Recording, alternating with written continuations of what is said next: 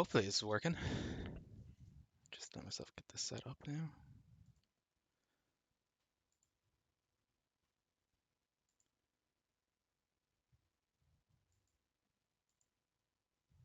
Oh yeah, it's streaming. Good. Let me see now if I can hear myself.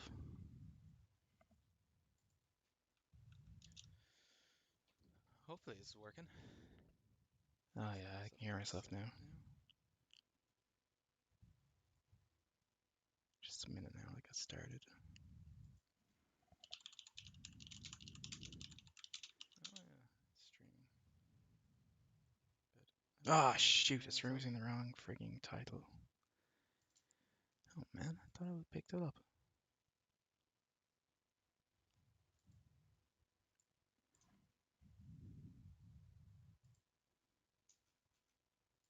Just try and fix that now.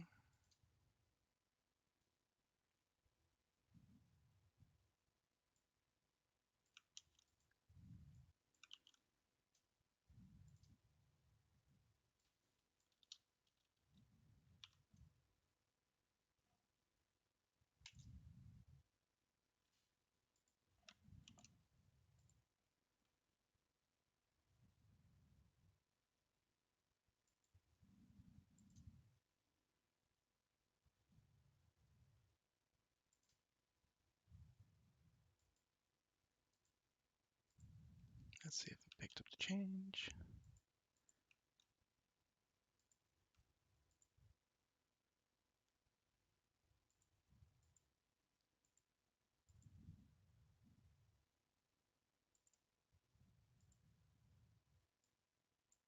Aha, I picked it up.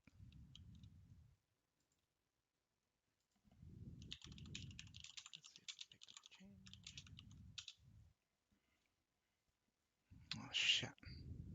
Hmm.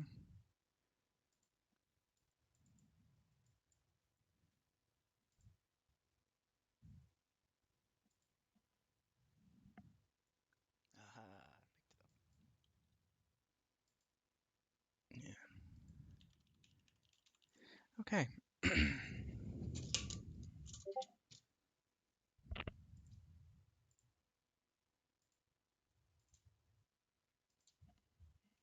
So, this is the first mission of the Russian campaign in Black Sea. It's crossing the Dnieper. So, we are intervening on behalf of the people of Donbass in Ukraine. Uh, we're going to free them from the shackles of the European Union. Because why would they ever want to join such a group or such an organization? Like, who wants free trade and, democracy? It's overrated. So, apparently, what I have is a battalion tactical group, 3 companies of company tactical groups. Da, da, da, da, da, da.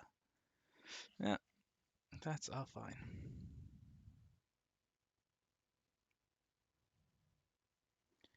Work with a tank battalion, T-72B3s.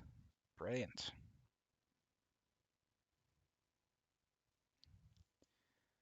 Okay. Hit OK and get started on the first mission. Now, hopefully I have this thing working so I can see what everyone is saying.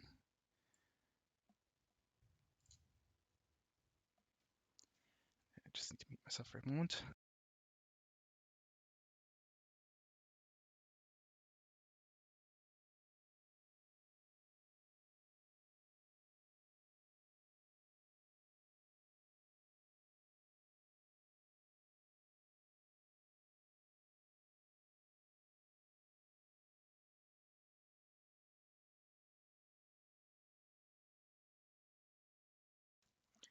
Okay. Blah, blah, blah, blah, blah. Have to, sorry, company tactical group. So it'll be a company of BMPs plus a platoon of tanks dedicated. And it looks like I have Recon, armored vehicle, RT and air support, and more tanks. And up against BMB2s and T-64s. Not particularly dangerous, hopefully.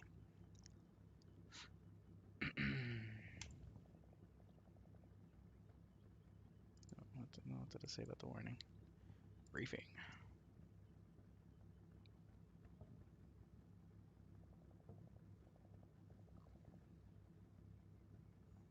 Park your tanks and fort reserves on the high ground and blast resistance dust before advancing further.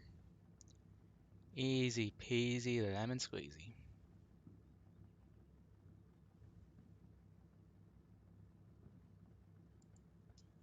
Okay. So, this is the map. Just bring her up nice and high. And we're invading Ukraine. Yay, go me. So, this is muddy field here, and here, and here. Wheat field, more wheat field. And this is interesting now. So I've done this before a couple of times. It's actually a lot of fun. You know, so we have to. The briefing says he wants to take the high ground and just start killing Ukrainians, which is, fine. But it's where to kill them.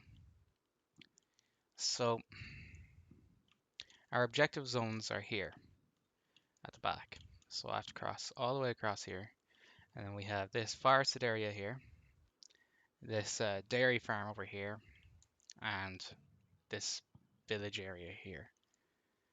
So we have to get troops into all these areas and evict the occupants, or sorry, liberate the occupants from the forces of Ukraine. So this is interesting here now. This terrain here is very I don't think this is actually passable by our troops. Let me check here and double check. So that's a recon vehicle fast. Yeah. So this is largely impassable to vehicles. It's too muddy. It's like very marshy. So they can't actually cross here. So this is a natural obstacle here. It looks like we have this little river or stream here.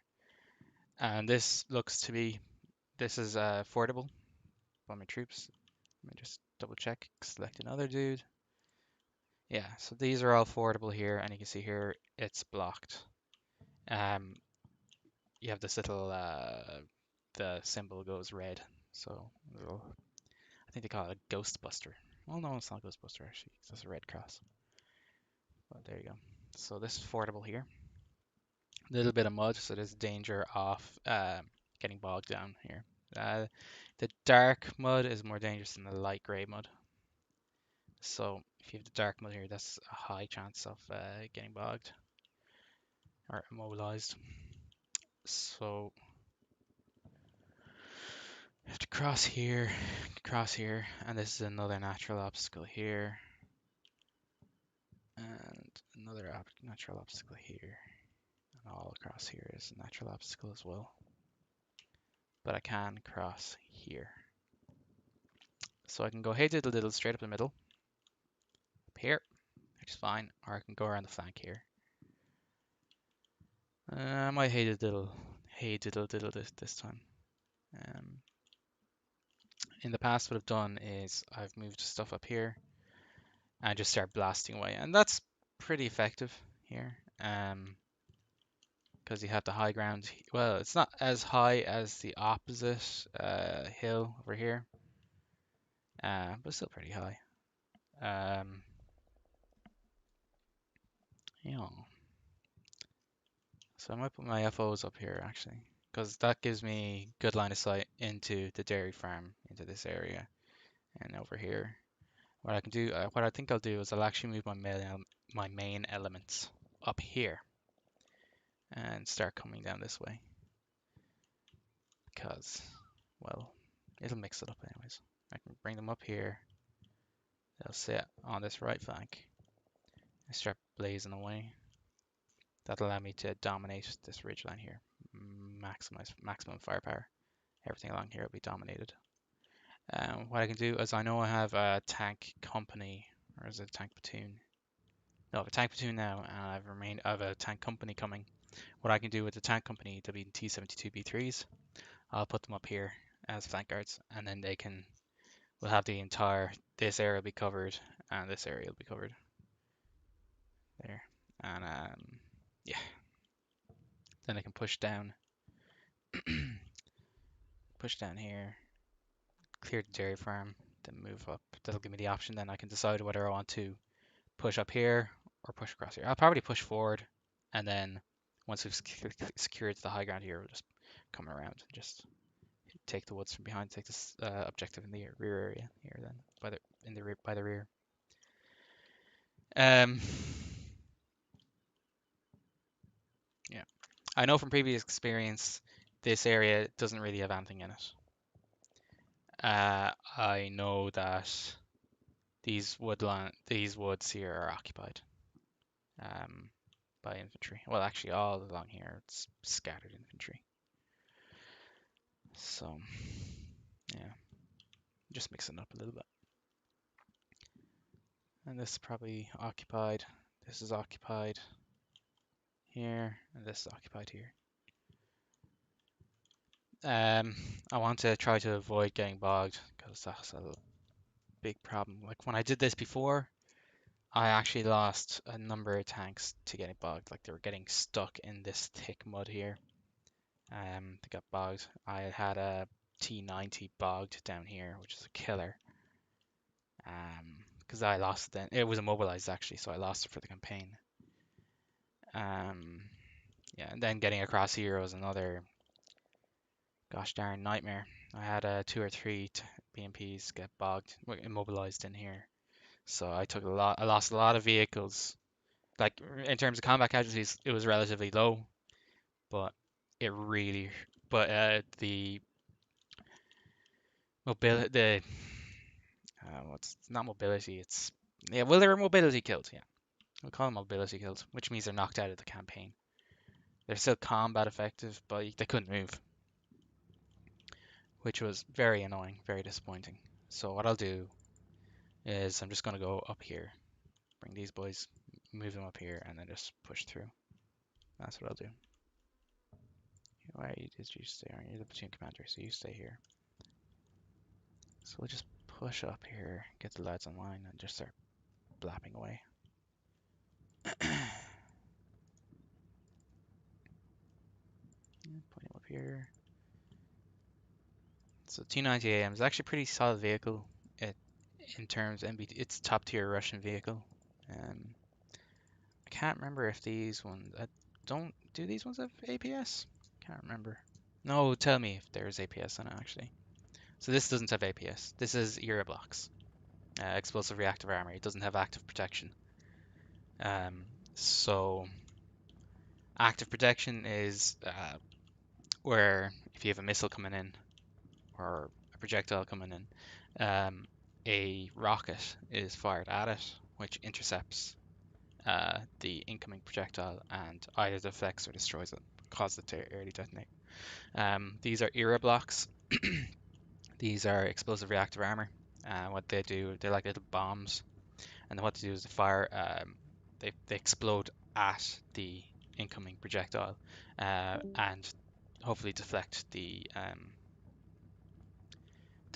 incoming jet of tungsten, which comes from enemy heat rounds, or high explosive anti-tank rounds. So let me see now. I know. Yeah, so these guys have. This dude here has an arena APS. This is a BMP3. This one doesn't have any ERA blocks on it. Do any of them have any ERA? No, they don't have ERA. So you can see here, this is the BMP3. It is a great fighting vehicle. Has a 100mm cannon. It has a 30mm autocannon, and it has a coax machine gun here. You see, there's the coax 7.62, and then it has two more 7.62 hull-mounted machine guns here. So it can put an amazing amount of firepower. It has infantry in the back, and the infantry can have them open up. So you can see these dudes have little hatches they can hop out of and just take a look around and then start going gangbusters anyone they come across if they feel like it. But I think they also have firing ports, or that they're moving for the BMP3. I can't remember if they have firing ports or not. I hope they do. It's a lot of fun when they. Oh yeah, oh there. I think those are firing ports there. And it's a lot of fun when they're driving along and they just start poking their guns out and start blazing away at dudes who are nearby. But hopefully, yeah, hopefully that. We'll see. Well, we'll see if that happens. It'd be funny if it did. It'd be cool if it did. But you can see here, these BMPs, they don't have any active protection or any Euro blocks on them. So they're relying on firepower to avoid being shot. This dude here has an arena APS. So you can see here, this is where the explosive charges come from. So it fires little rockets at they're radar guided rockets to get fired at any incoming projectile. It doesn't have the APS at the back, so it protects it from like if I was looking at it top down. Can I look at it from top down? Probably not. It covers what would we call that? It's more than 180, maybe a 210 degree arc, 200, maybe 270-degree arc, maybe. It doesn't protect out the rear, um, sadly. But you know, I can live. So that's one. That's another one there. So it's three. So there's three BMPs in each platoon, and it looks like one BMP in each platoon has APS. So ideally, if you were to move towards somebody with anti-tank assets, you ideally have them in line like this. They'll be advancing towards the enemy, and the APS vehicle will be out in front. That way, any missiles will hopefully come towards this one, and hopefully the APS would stop it. Now, ideally, you don't want BMPs heading into areas which haven't been suppressed by either artillery or the tanks, but you know, eventually you have to approach, and there might be dudes who are still alive with RPGs or whatever, and hopefully the APS will be able to protect them. So if you have to charge in towards the enemy, have the APS vehicles out in front. So that's what I'm going to do now. I'm going to set these guys up. What they're going to do, we're going to Russian way of war, maximum fire force at the point of contact, um, maximum violence. So you want to do this. So it'll be like a column of vehicles moving up. So ideally, the way you'd have it is,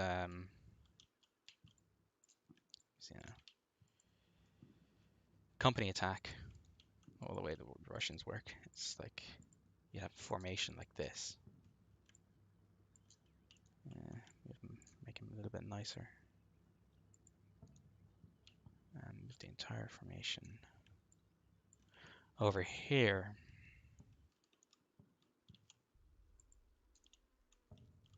So you can see we have a column of vehicles now, or three columns of vehicles.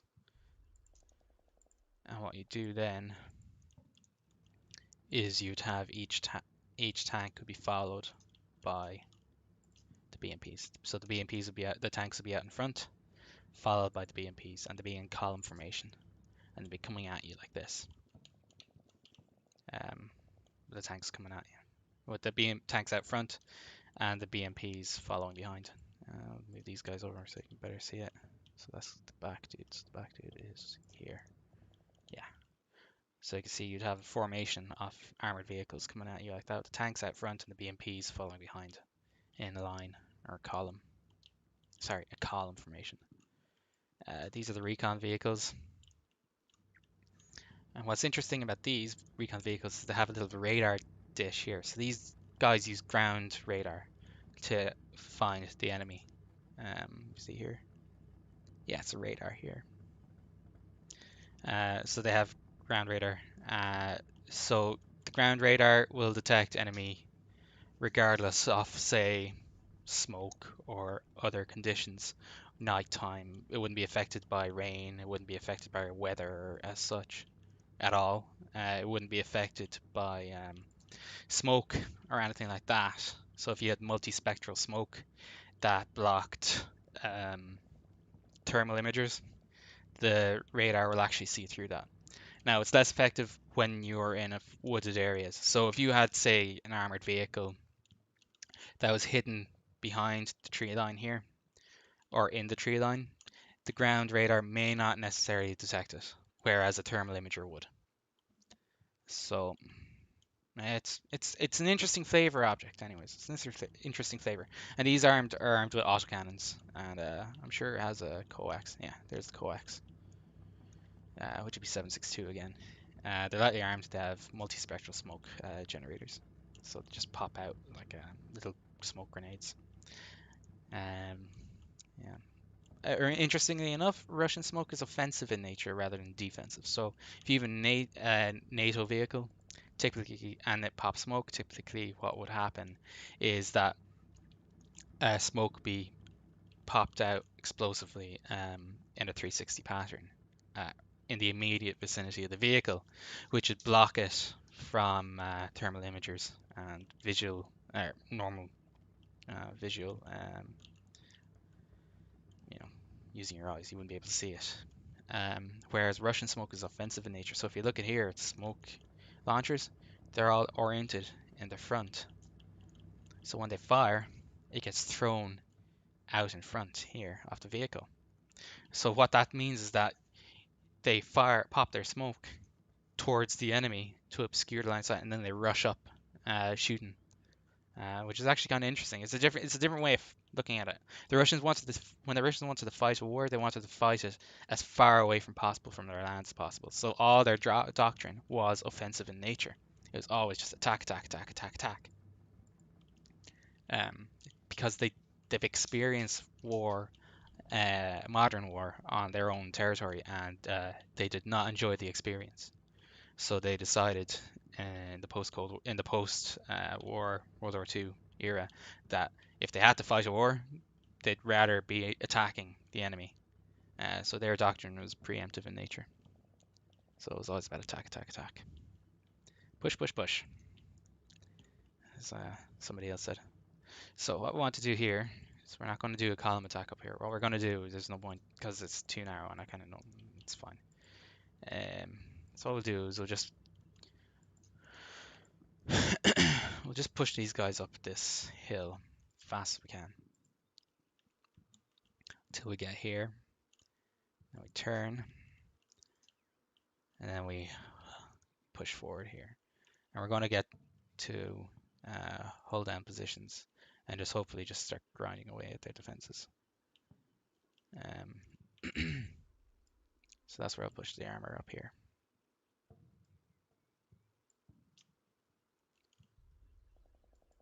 It's the middle dude. So move a little bit further out there like that. There. The T-90AM is the top tier Russian vehicle, and it fairly outclasses pretty much all the Ukrainian tanks. So there's a power tier in Black Sea, and it's like the tippy top apex predator, and this is the US with all their high tech gizmos. Um, like the Abrams is just Terminator. I think they use the M1A273 in this one. Uh, this then you have the Russians. They're next in terms of technology and combat effectiveness and stuff like that, and they're pretty good. Um, and then you have the Ukrainians who get the short end of the stick in this one. Um, their ATGMs are actually pretty good. If you get the Skiff ATGM, it's actually very good. It reaches out to like, I don't know, 4,000 meters, I think. It's got thermal imager and it's laser guided. So pretty good. But their tank, the Oplot, is definitely inferior to the T90. Oplot is based on the T80 tank. It's just been upgraded. Alright, so rush these guys up first.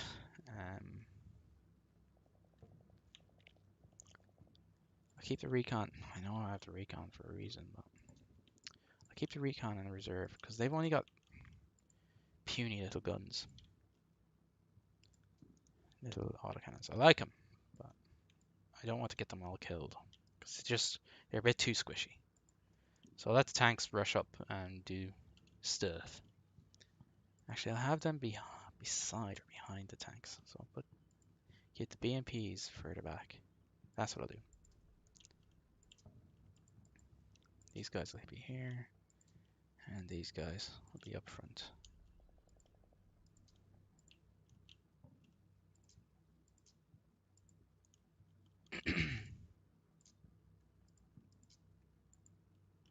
So let the tanks run first. Now these guys are really fast. BMPs are scarily fast, so I want to give these guys pause command. And what we'll do is we'll quick move them up, and they'll be behind the tanks. And what they'll do is they'll use their ground radar to eventually find the bad dudes.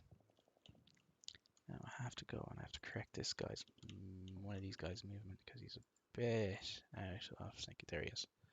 So I don't want them going. There's no need for them to go through over the fences or anything like that. So they'll move up. They'll be fine. I have a funny feeling, and I think the BMP, these scout BMPs, they're very fast. They're very light vehicles, which means they're very fast.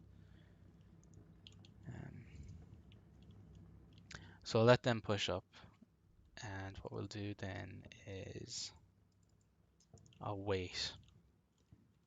I'll wait. Actually, you know what? I'll have you.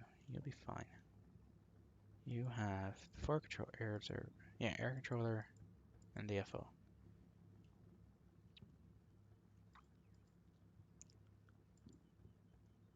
What do you have?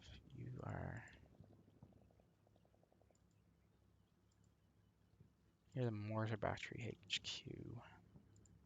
So I don't want you to do, buddy. So you're going to be over here.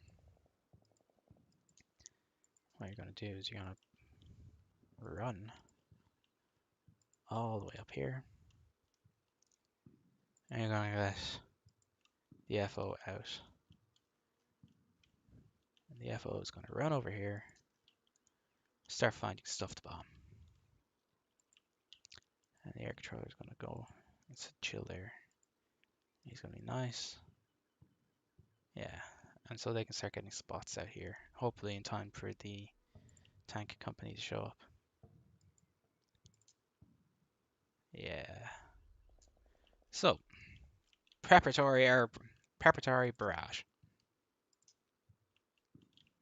Where do I want to drop artillery?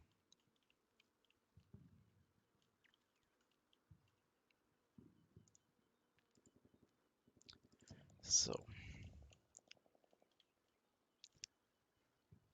I want to go for artillery here. Yeah.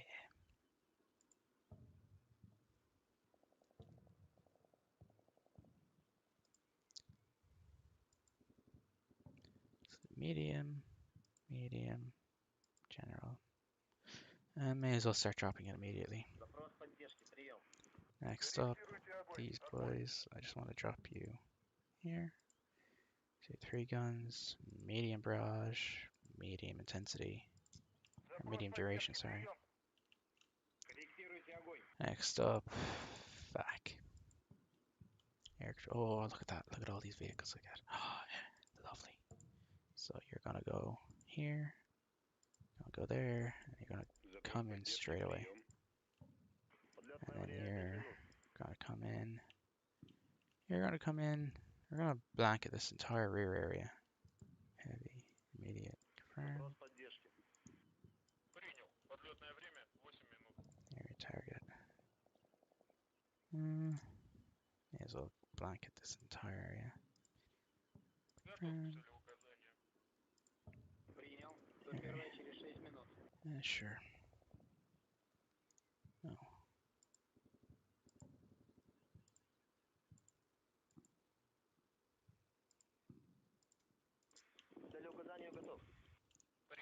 So they're all coming in.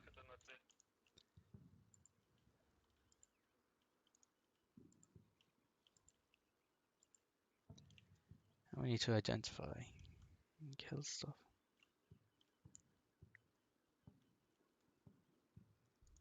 Yeah, I think that's fine for now. You know what? I'm going to do some pretend we did some pre-battle reconnaissance. There are some bad dudes along here that I want to make go away. Oh no, sucks to be them. 3, medium, and personnel, immediate, confirm. Actually, no. It's not there. Up here, yeah.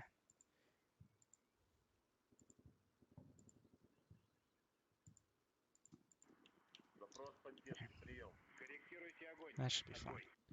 So we're going to leave the BMPs at the back. They're not going to move initially. BRMs will move up and do their ground penetrating, do their ground radar, and it's ground penetrating. I don't think. We'll push up along here and see what happens.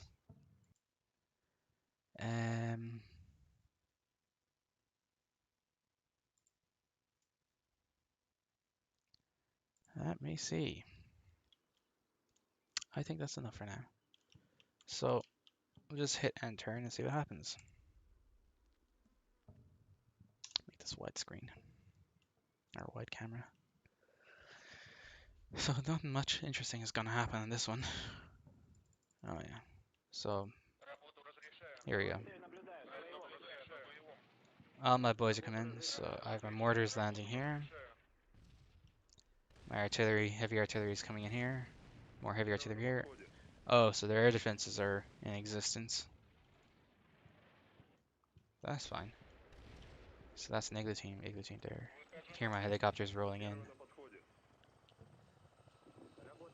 Oh, missiles are getting fired. Mortars coming in. So a lot of mortars coming there, or heavy artillery here and here.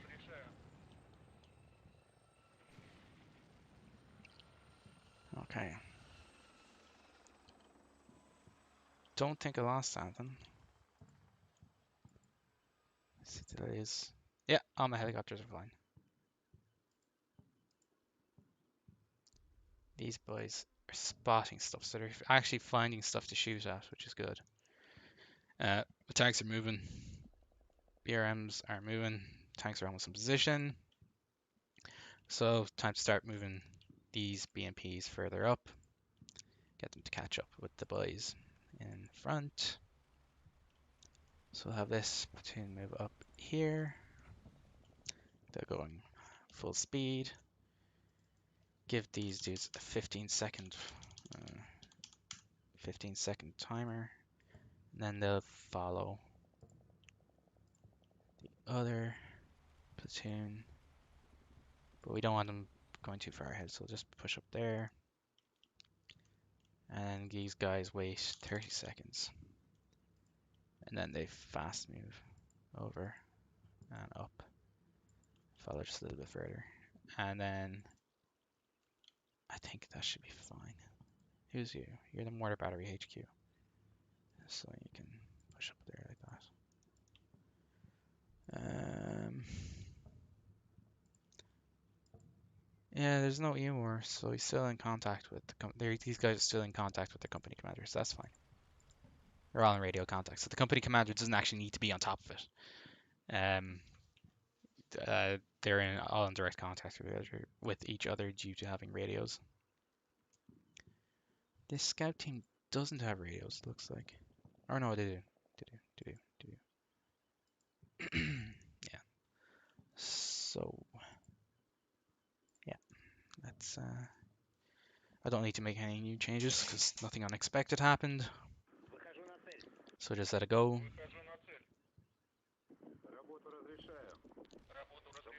So you see missiles landing over there. We'll zoom in on that now in a moment. Here, missiles are firing. Oh, we got a vehicle kill. Another missile got fired off. See, there's a burning, something is on fire over there.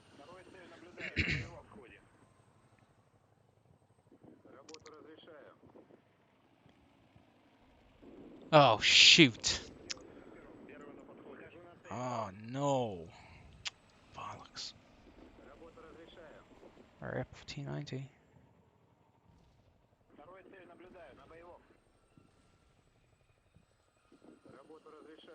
Where'd he get shot at from?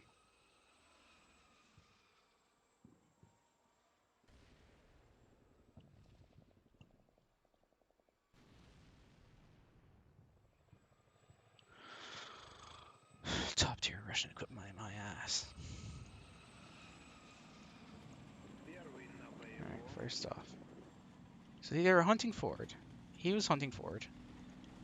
Everything is going fine. He doesn't have a spot in anything. Maybe I should have held him back. And then what shot him? That is an ATGM. Shit.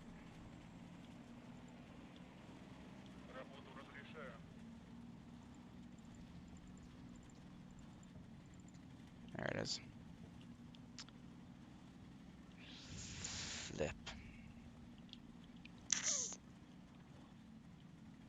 Ah, it's gonna go straight down here, isn't it? Alright. Lower frontal, yeah. Right under there. Went right in there and it killed the driver.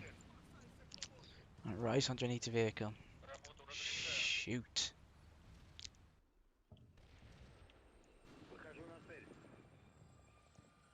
Oh, that's unfortunate. I wonder where it came from.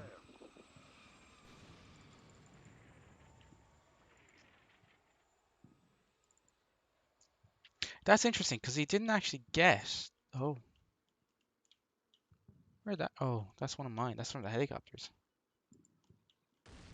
So that went there. Oh.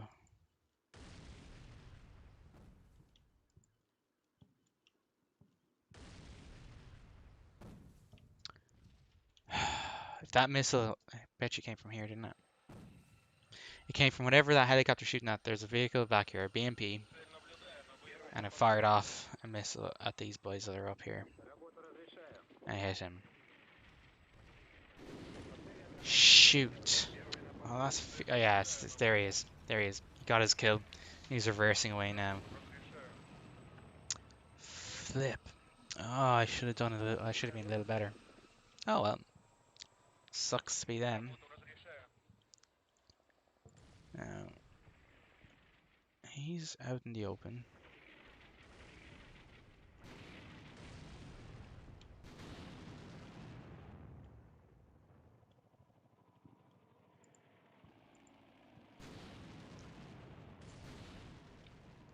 All my tanks are popping smoke now because they're intelligent, rational human beings. Oh man. I pushed a little too far forward, they weren't hold down. That's why I screwed up. I didn't realize how far forward I was pushing them. I didn't realize I was pushing them out of that. Ah, that's what I get for being too fast. Or trying too fast. Being too good.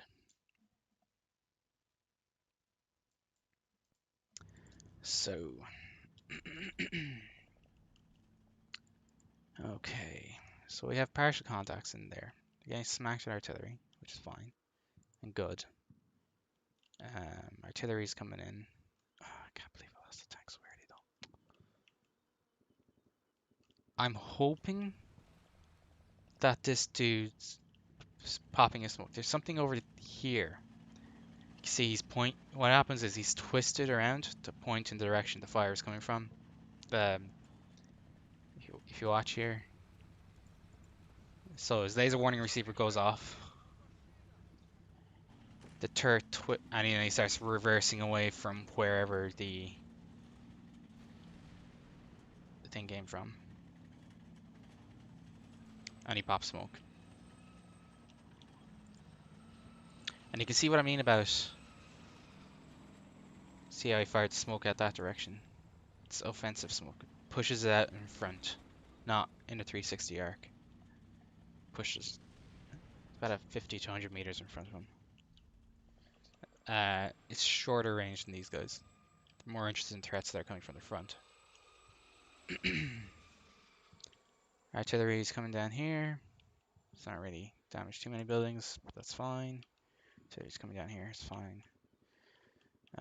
My Air helicopters are doing okay. Yeah, they're fine. Doing their. These guys are busy. These guys are still attacking something. So that's fine. Everything is going fine. We are doing amazing.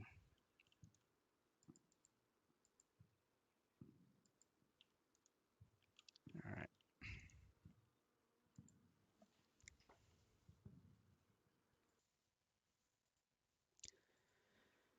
Okay. See what happens. Getting more spots.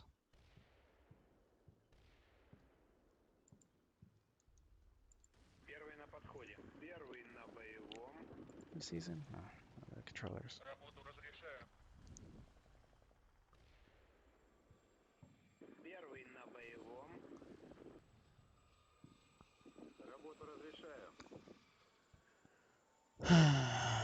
Buddy, let's see what happens.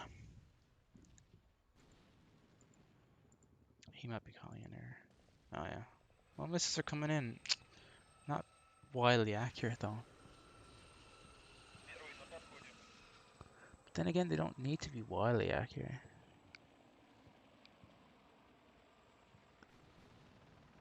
There we go. BMPs are getting in the action now. Alright. So that means the smoke is dispersing a little bit. He was able to see through the smoke and start shooting at something. So that's the recon. Oh, he's using the ground radar. You can see here what I was talking about. This is multispectral smoke, so thermal imagers can't see through it. But this recon vehicle has his radar, um, his ground radar, and he's able to see this dude. And so they're able to just start punching through the smoke and start hitting them. So if we look here,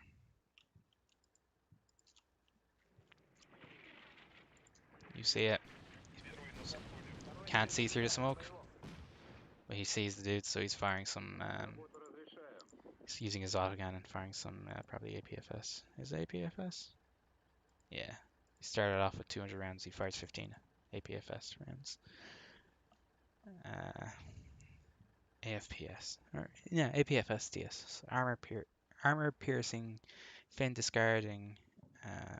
Sorry, armor piercing, fin stabilized, discarding sable.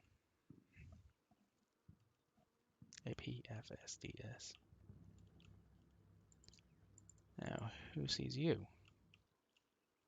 These boys do.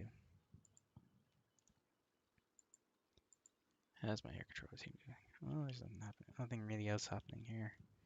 So what I'll do is, while the smoke is there, may as well just move this dude up here. Get him in the action. You guys are fine. You're fine. We are all fine. We are all happy. We are all good. I'm still slight mind. So they're still shooting at whatever is in here. So hopefully we're gonna get some more kills. Hopefully soon. Oh, I'm so annoyed. I am so annoyed. Let's see what happens now in this round.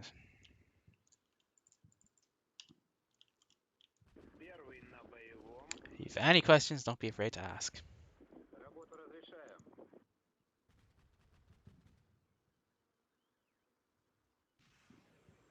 More missiles out. Oh, now we're getting pens.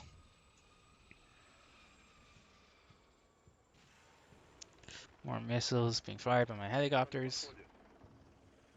Oh, that looks promising. Oh yeah, now they're really getting into the action.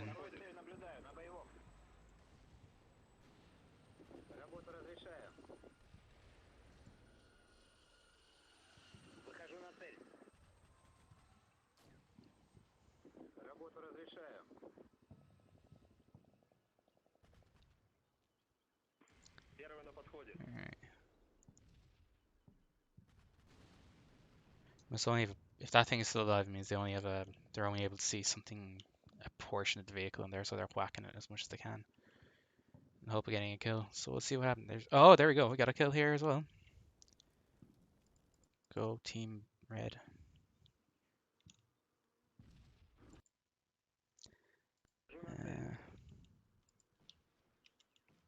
See what happened here.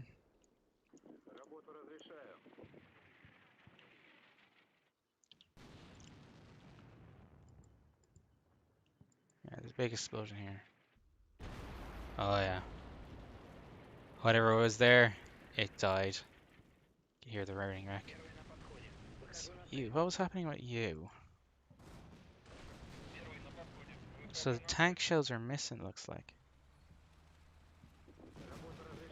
Because he was running way too fast. Yeah. But he's taking a lot of hits. He's not knocked out yet, but...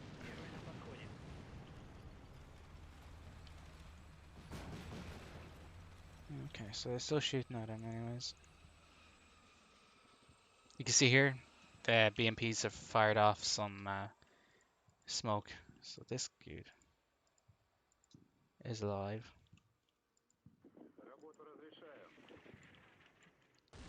Something launched smoke. Maybe it was this. No, it wasn't that dude, because he's not pointing that direction. That smoke has been there since the last turn, probably. Interesting. Very interesting. What's going on here? This is another shell. Don't know. That could be a tank shell. I'm not sure. Or it could just be more autocannon. Ah, no. It was a tank shell. Okay. And this is a missile that's heading towards something. Oh, it's heading towards the BMP that was here earlier on. So hopefully that'll shoot him in the back. Kill him. Hopefully they won't miss.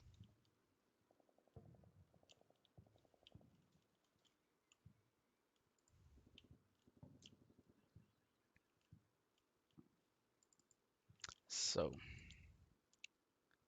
I think we're winning this fight here. So, time to get these boys pushed up a little bit closer to the action. And we'll start considering. We're almost there. We're kind of suppressing. We've killed a couple of armored vehicles here and here. Can I see anything? Can I see what's over here? Oh, look at that. It's a T-64. I think it's BV. Is that the one they have? See there, it's got its IR thing, IR strobe. Yeah, roof-mounted machine gun. That's 12.5. It's not quite 50 cal. Or is it 14.5? I think it's 12.5. Similar to 50 cal. Yeah, I think it's a 120. I think it's 120 millimeter cannon as well. It's not a terrible tank by any stretch. It's covered in air blocks, but it's definitely outclassed. It doesn't have APS. But the air blocks might stop something. Well, it'll stop a heat round, but it won't stop a APFS round from 120 mil cannon.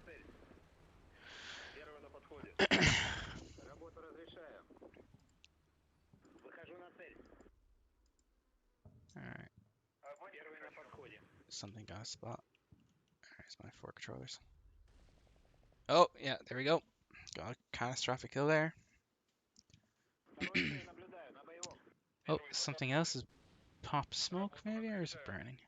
We're here.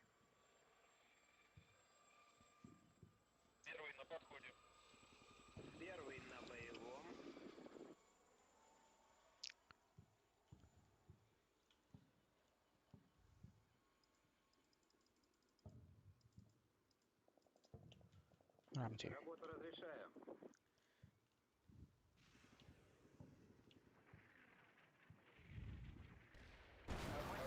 Oh, that took a hit. Something hit this.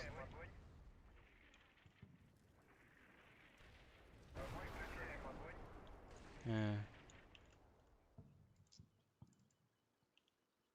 Yeah. That's a missile there from one of the tows, from one of the helicopters. It definitely gets a hit on something. Didn't cause it to burn though. Might be alive or it might have bailed, caused the crew to bail out. This definitely died. He's falling back, falling back, falling.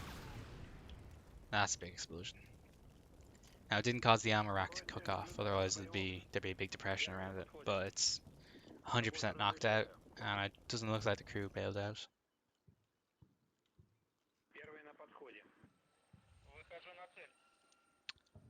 So happy thus far with performance. Disappointed I lost the 290. That was sloppy. That was a bad mistake on my part. But sure, it's only a game. Now the smoke is cleared up here. I think we're winning the firefight. We have enough dudes up here. Reinforcements have arrived. Oh yeah. So this is a T-72B3 tank company. It's 10 tanks. Three tank platoons plus the company commander here. See? How did I know that? So I've two choices. I can either split the company, have the platoon come up here and reinforce, and then we all push down forward together. Alternatively, this is the one I kind of prefer. We push over here around the flank, come up here, and sit here, and we get a crossfire sort of thing going on here. That's my preferable option because I know there's some more armored contacts in and around this area here. Has to be. I haven't killed that many. Killed one tank. An anomalous vehicle got hit by something here. Another anomalous vehicle is there, and we have a couple more, one or two potential spots. I forgot to check the effectiveness of whatever hit here. Now, there's no big, deep shell or crater.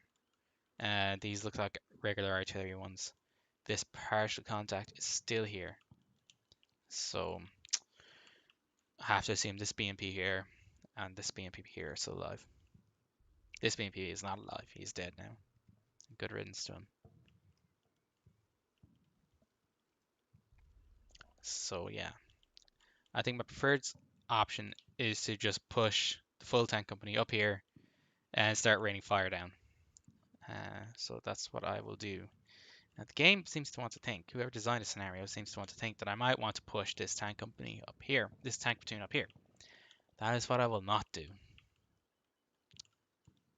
So, you guys get to push up here like so.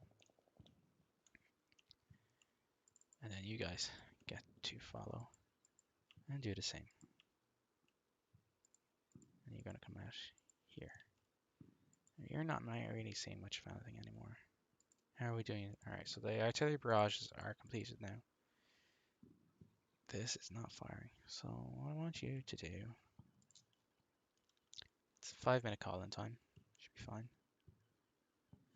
Start smacking this area here with mortars. 3, medium, personnel, immediate, go.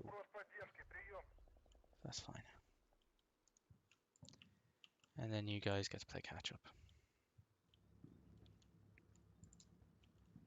So move you out here like so. You'll follow. And you'll follow. You go a little bit further. Now we'll push you out here so you don't run into each other. And then everyone will move over here like so.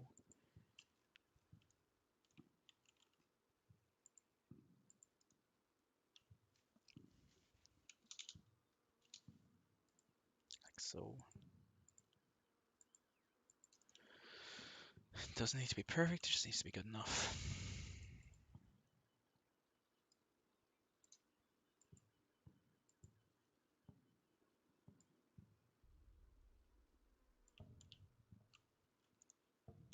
And then the platoon commander will, or the company commander will come out here like this. So these are T-72B3s. They're not bad vehicles by any stretch. They are, well, actually, they're a generation below. Like the dirty secrets the Russians don't want you to know is that the T-90 is actually just an upgraded T-72. The reason they renamed it is they got clapped so hard during the Gulf War that nobody wanted to buy them anymore, so they had to rename them. I saw a good thing before. Was the T-72 designed to be the perfect? Was the T-72 designed to be beaten?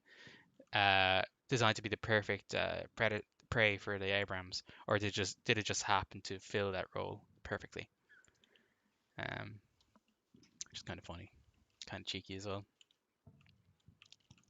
But I did like that one. Okay, so we're not pushing forward until the base fire element is here. This tank campaign can just start hosing down whoever. So we're gonna wait again and see what happens. A lot of this game is just letting your plan just play itself out. So I'm gonna skip forward again just a little bit unless something interesting happens.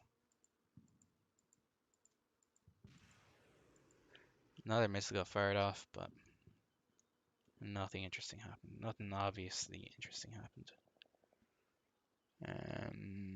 Yeah. So I'm just gonna have to see him. Yeah, I'll be fine. Let it just play out a little bit further.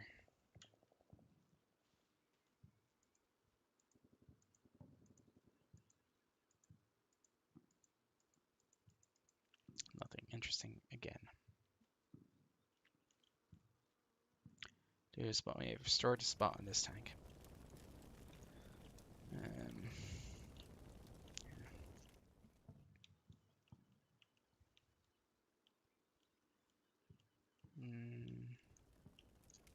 Oh yeah, you can see the crater left by whatever missile hit. So let's see. There's a missile fired off right at the end of last turn. So he's flying in, flying in, flying in, flying in, flying in. And he just nosedives into the ground here. Does he?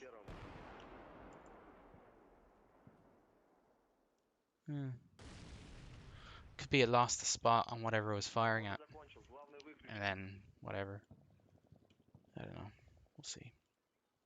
Right, boys are doing okay. Tanks are getting roughly into position now. T-72s. Yeah. They're doing fine.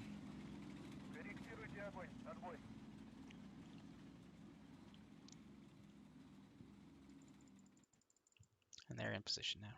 So they're setting up on a firing line. So 2 platoons are in position. See, let me see. Yeah, they can see stuff. So I want you guys to move further slope because I want to get. They can't see a huge amount. They can see a little bit up here at this, but we want to push them up a little bit so they can see. Yeah, I want them to see over this area here. So they're fine. So what I'll do is I'll have them hunt forward. Hunt is a good command. Allows them to. It's an okay command actually. You might get. What they do is they move forward until they get a spot on a target, at which point they will stop and engage. Well, they're going to engage anyways if they spot it, but hunt means they'll stop immediately upon sighting the enemy, which is good. Now you guys there. You fell behind. You got bogged. Shoot. That's always a danger.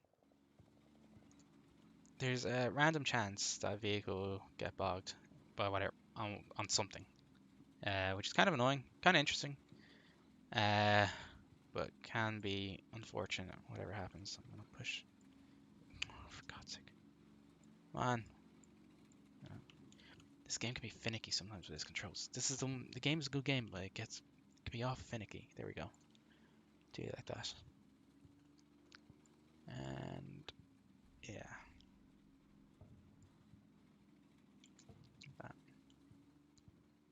So yeah, so these guys are all getting up into our firing line here. So I want you to move a little bit out like that. Get a bit more better spacing. What can you see from there? You can see all the way over here. So that's what we want.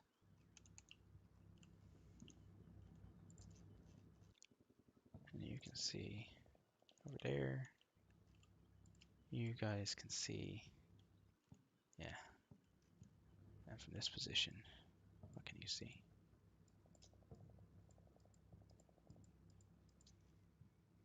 Yeah, that's what I want to see. I want to be able to see in here.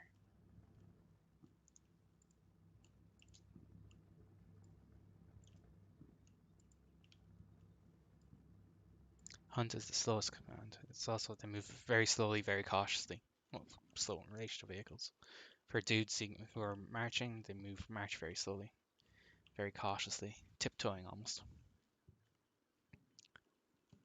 All right. Are my air controllers done? Yeah. So I can call them in again, but it's 11-minute calling time. We'll see. These guys are busy. These guys, you can see here, delivery will be in 3 minutes, and then we'll start seeing orders land on these dudes here. So kick her off again. I won't delay. Oh, there we go. There's a tank there, an armored vehicle. Tank, I believe it to be.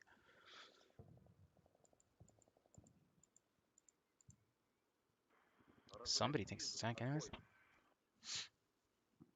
Spotting round from our mortar mission coming in here.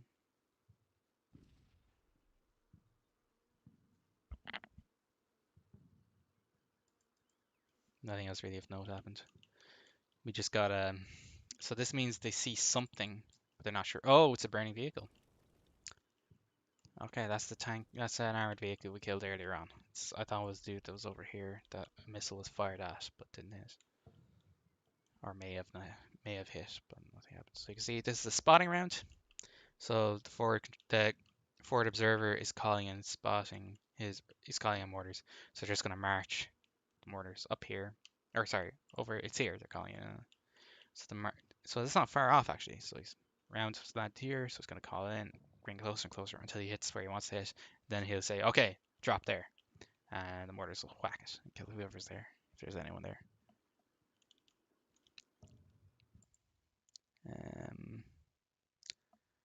Let me see. Yeah,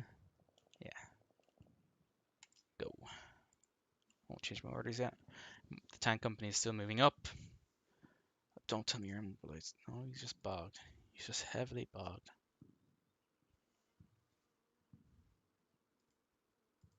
Oh, he's moving now. Good.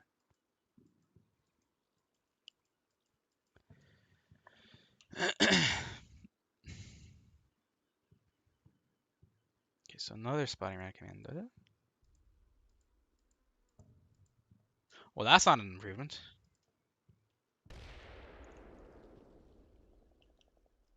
Oh, you know what? You can't see the round falling there. So it's coming in the same position. So they're going to drop a few rounds and then see where it lands. So he can't actually see where the rounds are spotting, therefore he can't call in the fire mission yet. I have no idea what they're saying. They're saying something, but I don't know what it is. I don't speak Russian. If anyone who's watching speaks Russian, then let me know. Not going to do anything else yet. Well, okay, that sounds positive. More talking means they're saying, okay, do something else. Yeah, see there? Corrected it. Boom. It's more appropriate. So he says, oh yeah. Can I see him? Yeah.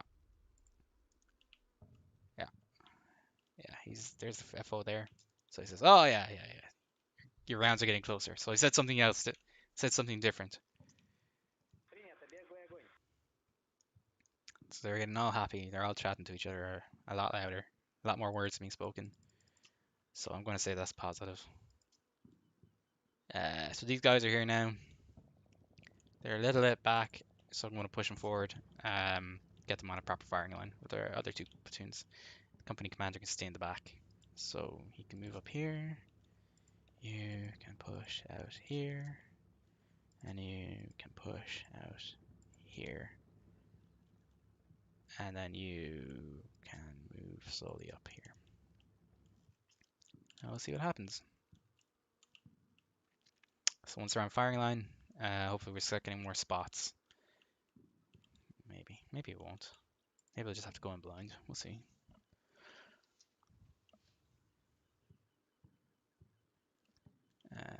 Push it back.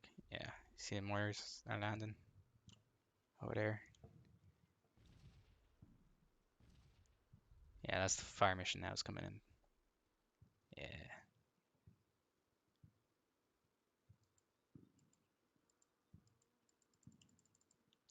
So nothing of note happened there except the fire mission started coming in. So if you watch, this round must have been on target. Cause it's like, okay, bring it all in now. That's what all the jibber jabbering was about earlier on. Bringing in rounds. And these are, and this is an anti-personnel mission, which means it's air bursting around, and what they do is they fire shrapnel down into the ground underneath. See there, rounds explode in the air, and then shrapnel lands underneath. Air bursting. Hopefully, it can be less effective in trees. Maybe I could use the general mission, but the woods aren't that thick, so we'll see. So I'm really annoyed now. This tank. Oh man, I might. What I'll do is get this tank company pushing a little bit further forward because they're not spotting much. Now these all have yeah, they've IR optics. So these guys have been upgraded. C-72B3s. I believe that means they have thermal imagers. I'll have to check. I'll check the. Let me check the manual and find double check. T-72 B3.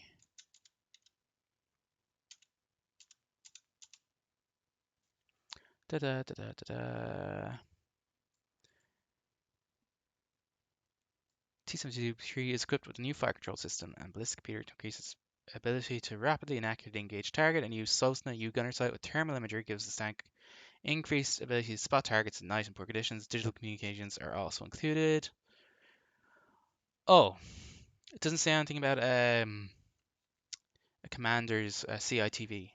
Command. Oh, does it? Let me see. Oh yeah, there it is. Commander video. So the commander has a thermal imager as well. So I don't know whether his spotting will be improved if he opens the hatch and sticks his head out. I can experiment. I'll have one tank in each platoon. I'll have one tank in each platoon do it. That's what I'll do. I'll split the difference. Oh, shoot! I did not mean to do that. Oh.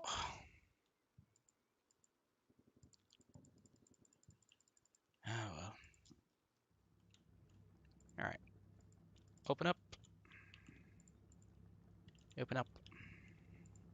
Open up. So one tank in each platoon will open up, and hopefully the commander will get out, use binoculars, and just start taking a look around. I might have the company commander do the same, because why not? These guys need to consider their options about whether they want to advance or not. So, yeah. Oh, that's just stone. That was a shell crater. Okay, you need to move up, and you need to move up. Just take it nice and slow. Push them forward. Why couldn't I be more cautious earlier on? But, you know what? Where would the fun of that be? This platoon move up.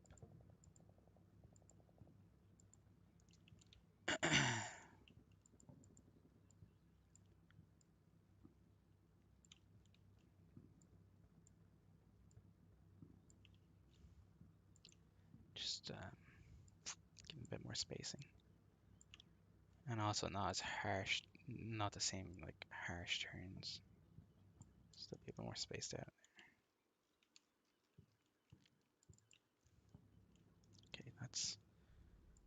And this platoon can move up as well.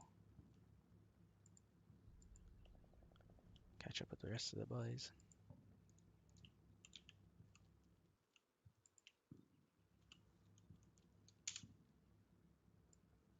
You just move up here like that. You get moved up there. Yeah, you'll be fine. And you get moved up there.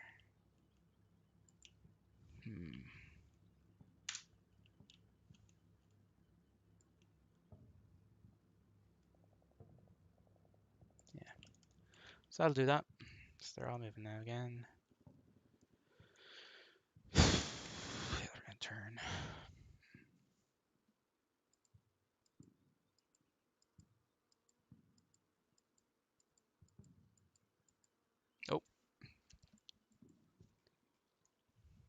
Okay, there's something over here. These two guys see it. They think there's something here. You guys don't see anything. Which means you can see him, he's sitting out. He's taking a look around using his eyes. So what I need this firing line to do is I need them to push forward. Or do I need to push them forward, or do I need to push them around? You know what, I might have them push around. So that means you go reverse, reverse, and fast move up here. And come out like that.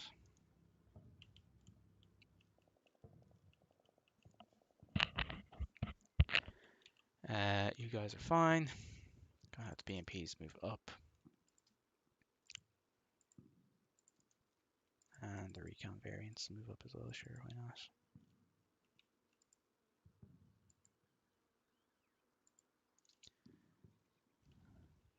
Maximum firepower up front. You get to catch up. Whoa. That was a mistake. I forgot the platoon is actually on the yeah, the recon vehicles are on the company level, so that means the commander, these guys got movement orders as well, which I didn't want them to get. So that's fine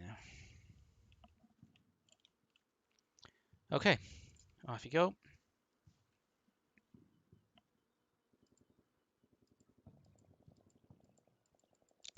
Okay, we lost the partial contact, which means we got a spot, and it also means that whatever they spotted is dead. Yeah, look at that. And the crew, you can see the driver's hatch is open, so that the driver bailed out. Commander's hatch is closed, which means possibly that the commander died. So if you look here, we'll watch it. Yeah, so the tentative contact here, they got a little bit of a spot, and then it disappeared because they got the full spot, because the vehicle is 100% knocked out. So they've already determined it's dead, so that's fine. Go me. Okay, so this tank platoon is moving. Alright, the guys are moving forward.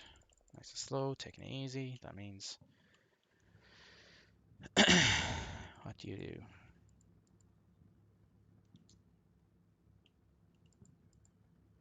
You need to catch up with your boys. You guys can catch up as well. Let's move up there. And who are you belonging to? Why are you stop? Why did you move? Flip it, you know what? Just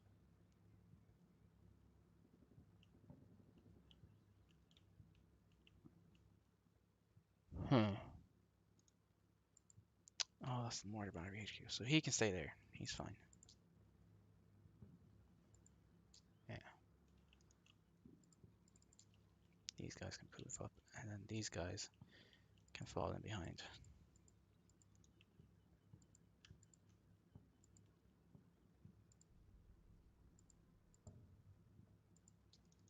And we're all in line, and we're all a big happy company. Big happy company. Except for these guys. These guys sucked. I couldn't get. I tried. They're useless. It's their fault they're dead. It's not my fault. I'm perfect.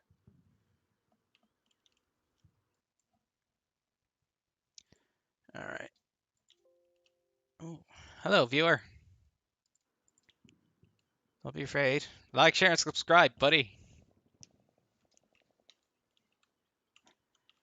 So, if you have any questions, don't be afraid to ask. I'm your servant for as long as I feel like it. Alright.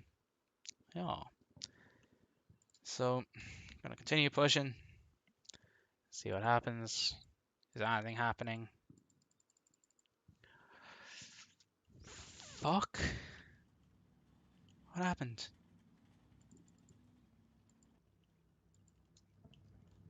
So he's sticking out. Commander gets clapped because he takes the round to the forehead. But the tank survives because it hit an ear block. Oh, why does it have him stick his head out?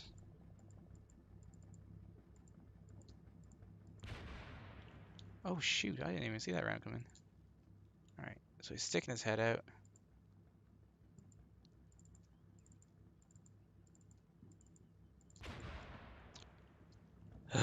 It was a high velocity round, whatever fired it. So, it's coming from over here. Can I get an audio contact?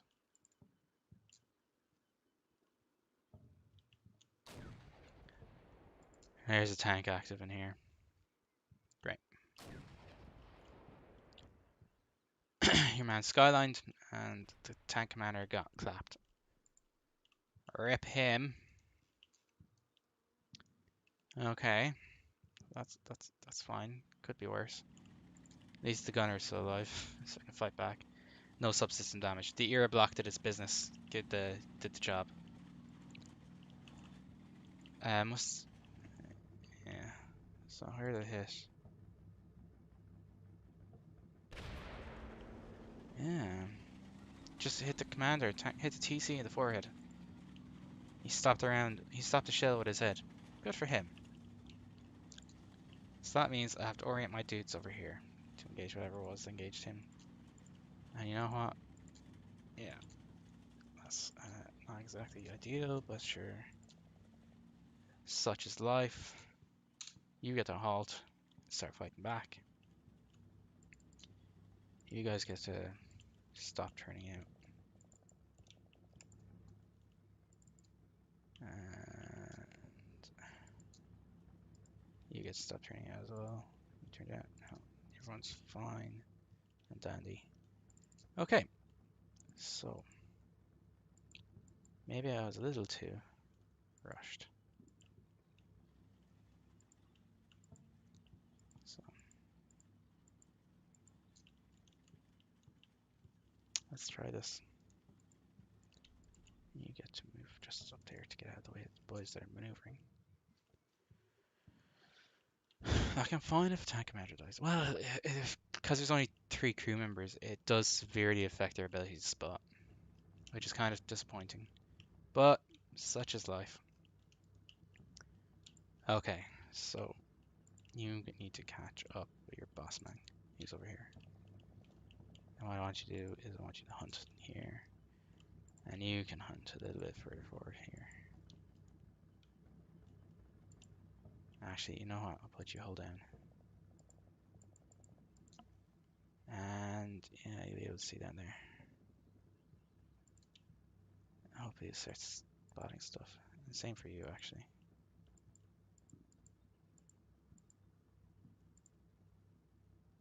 So hold on means they'll move. This is be the furthest line of their advance, and then you put a target on where you want them to be hold down to.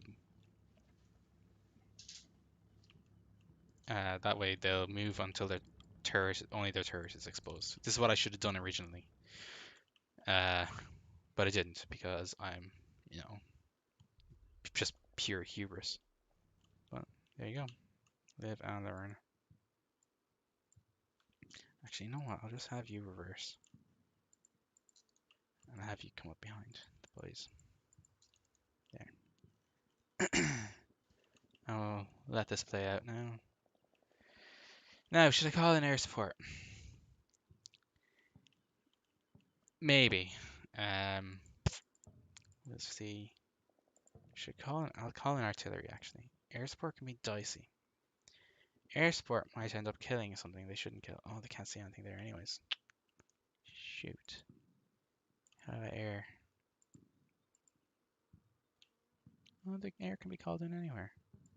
Interesting. That's 11-minute calling time. I'll probably be there in 11 minutes now, to be fair. Decisions. No, just go for it.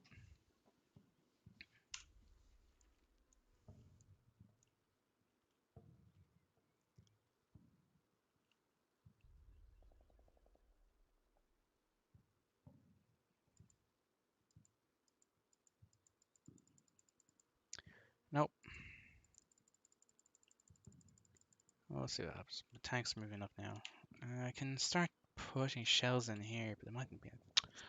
You know what? Flip it. That's what I'll do if I can. Just start shooting.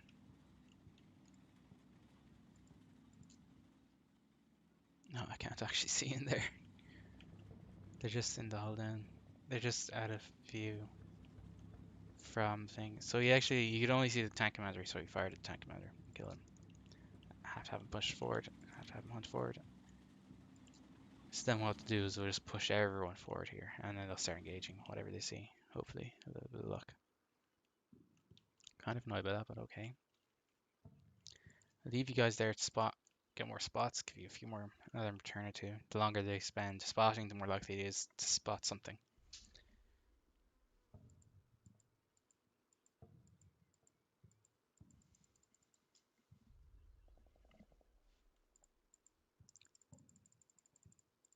And they spotted nothing. So that's fine. So they're fine. So you guys get to hunt forward again. There. And you guys get to move up. You guys get to move up as well. In a slightly different direction. And you guys get to quick. Have to get you around, so quick. Up. And here.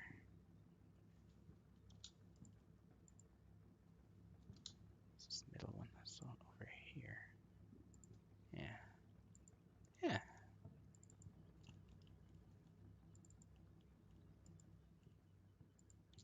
Push it a little bit further.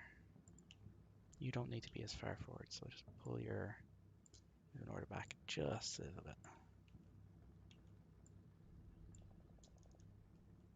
Yeah.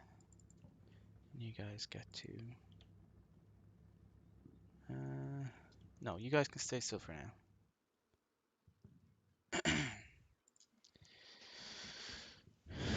Give the tank company another...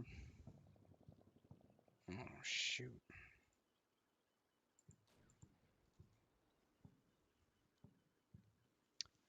Okay, so it took a hit, but only hit the...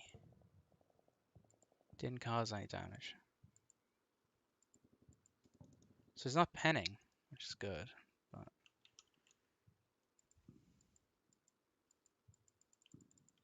yeah. Oh, shoot, I did it again. It didn't pen because it hit the front.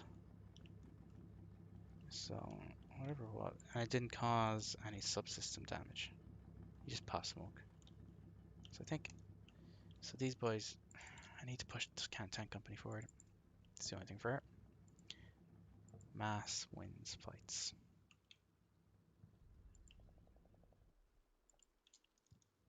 Just push forward until they get spots and start killing. It's the only thing for it. I'm not sitting back there and doing nothing. There's a fight that has to be won. Leave you guys at the rear for another minute.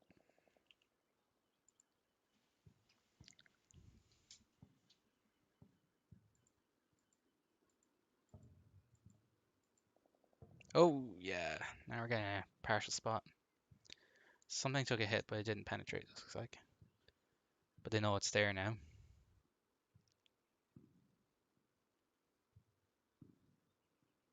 Come on, boys. Give me a target. Come on. Oh, golly. Oh, man.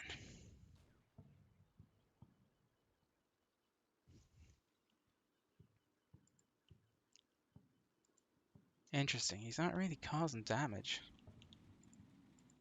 He's firing. That dickhead. They're pushing through. Then he fires any moment now.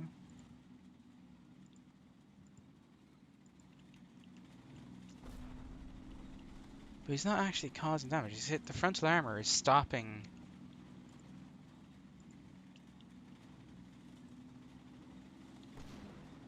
Yeah.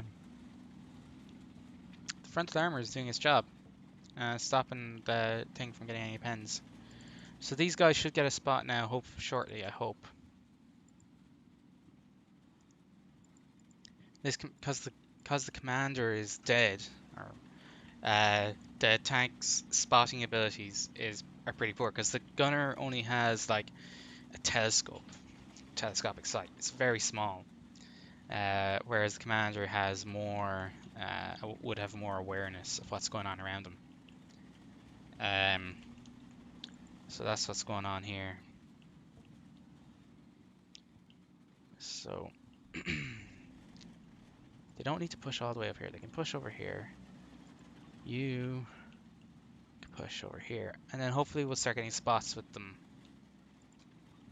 I know he's firing first, but shit, there's no really. Actually, you can stop because you're getting shot at already, so you should be able to see him already. You are doing your own thing. You're marching to the sound of your own drum. So that's fine. You can stop here. You can stop there. You're on a firing step here, so we're fine here. And you don't need to move forward, so you can move back. And then you get back up in this firing step here. Alright, probably I was a little too hands off in this, but that's fine. It's only a goddamn computer game.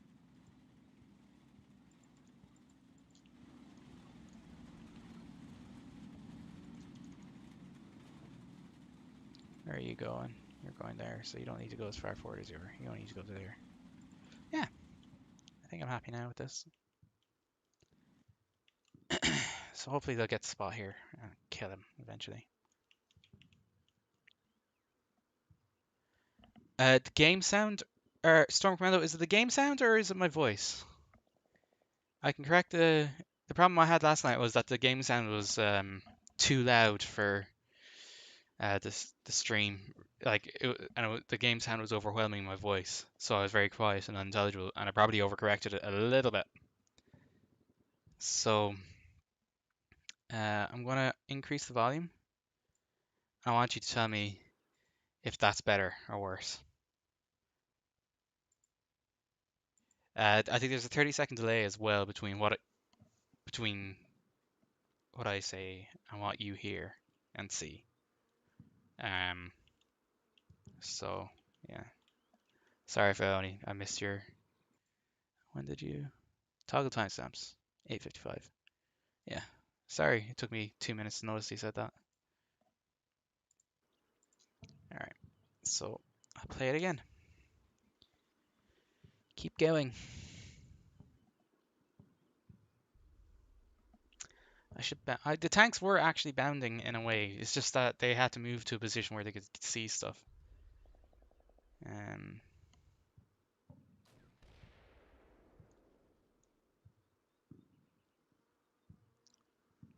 yeah, we'll see.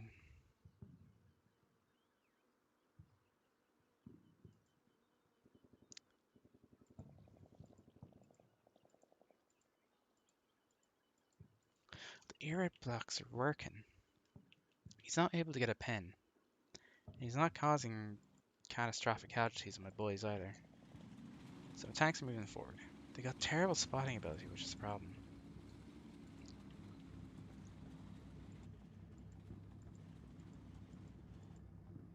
Yeah.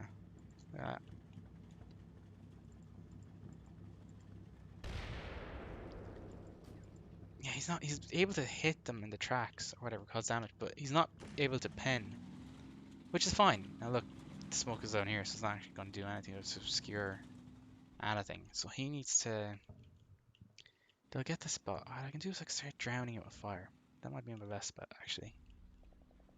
Yeah, that's what I'm gonna do. I'm just gonna start hitting it.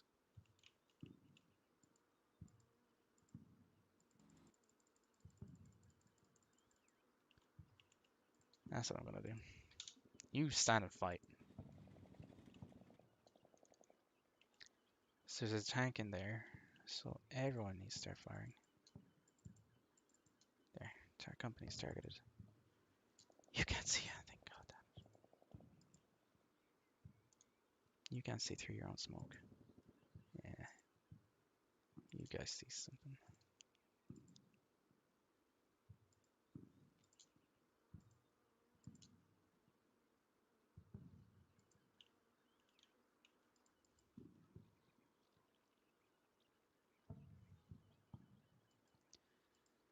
Let me see. Just start shelling this area. You know, let's make it a lucky hit.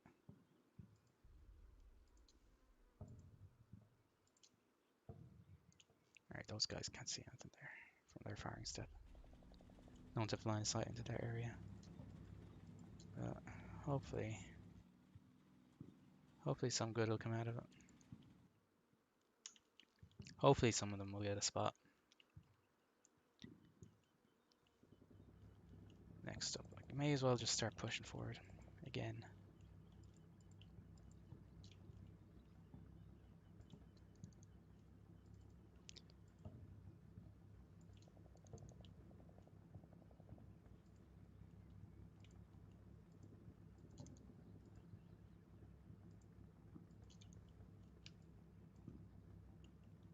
And then just start hunting forward.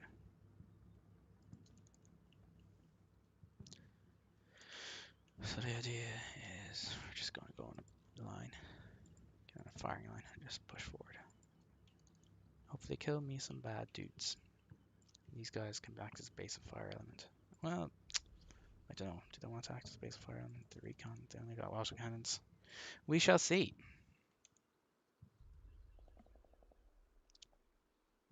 We shall see. Is we're just going to go on a line.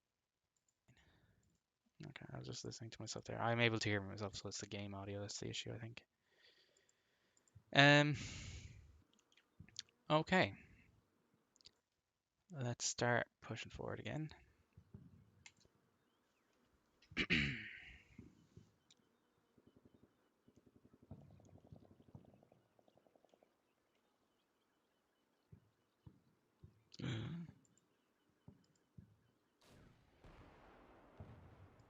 Their gun is knocked out.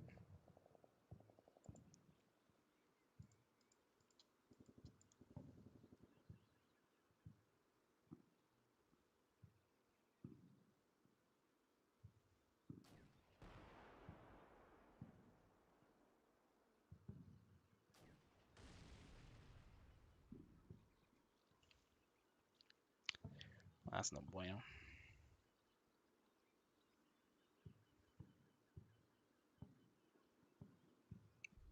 Maybe I should have put the T90s up there. Up on the hill on the left. Superior spotting abilities. And then the T72s could have come up on the right hand flank. Oh, buddy. Yeah, maybe that's what I should have done. No. Yeah, so they're 1.2. Oh, it's a 125mm cannon, not 120. So their cannon is knocked out. Crew is fine. Cannon's knocked out.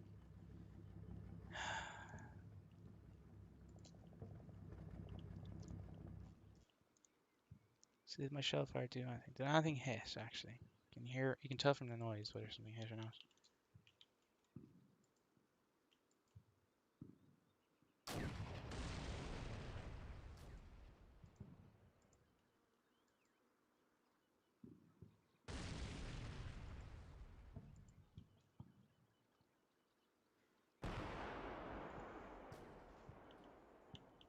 Maybe?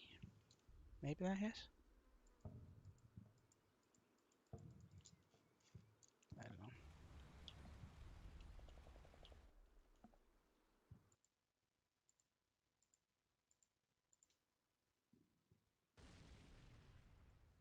know. Okay, it sounds like the YouTube audio is better. The game audio is there now.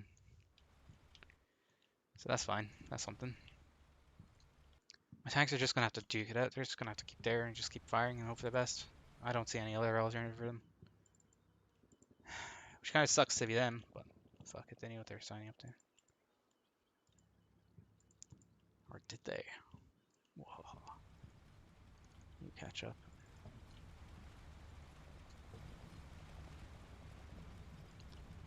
Alright. Continue pushing forward. Always forward, never backwards.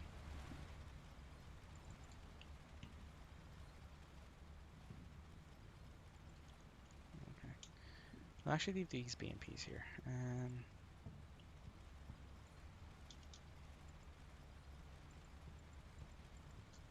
Move these guys forward. Get Get them on firing line.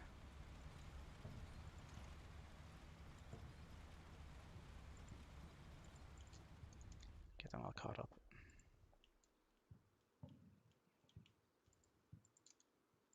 You guys get on firing line as well. Okay.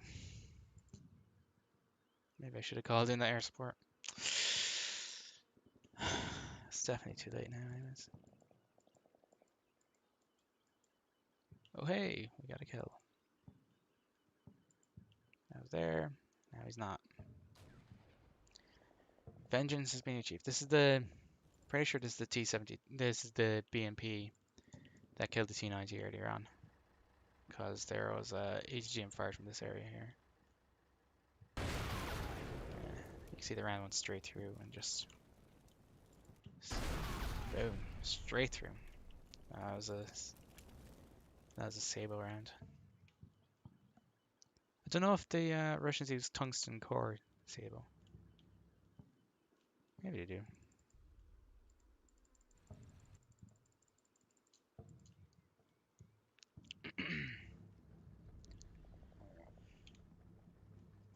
Okay, excuse me. Alright, push forward again. Again, that slope. Push forward. Always forward. Never back.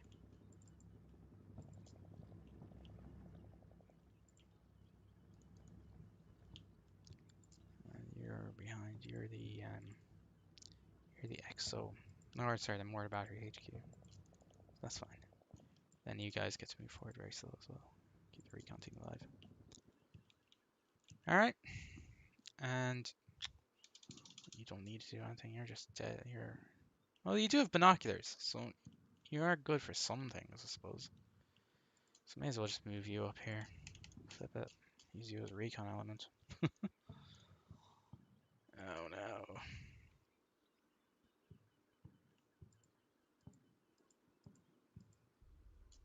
Oh, someone spotted something. So, shoot. Oh, shoot. Oh, it's destroyed it.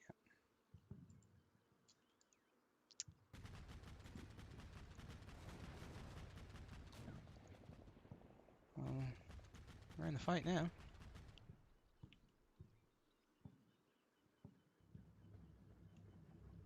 Alright, how do you die?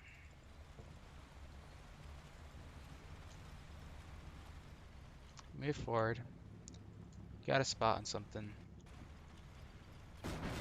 Oh, the BMP here shot up. Dickhead.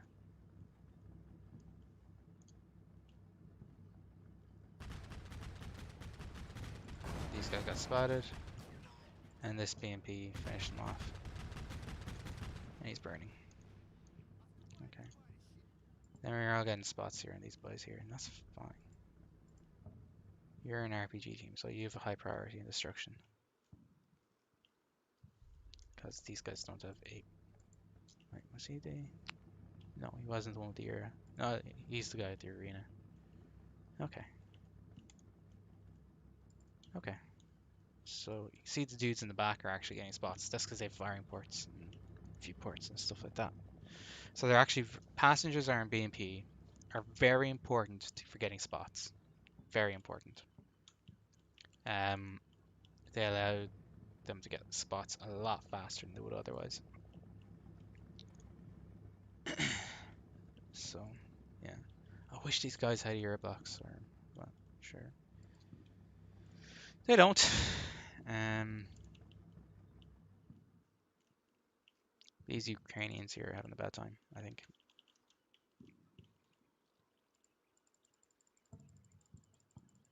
Yeah, they're having not a great time. He's a unit commander. What I can do is I can push infantry up here. Once I've suppressed these guys, move the infantry up, and the infantry can engage the tank and try to destroy it. I think that's what will happen.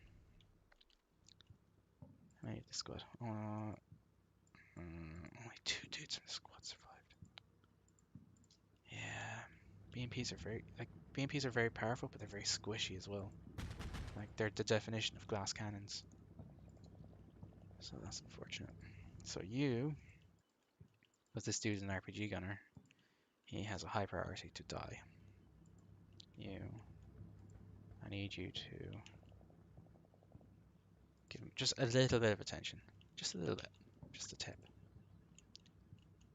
You need to fast move up to a firing position. And just, yeah, I'll just have you, can you see? Yeah, you can see them. Hose that area down.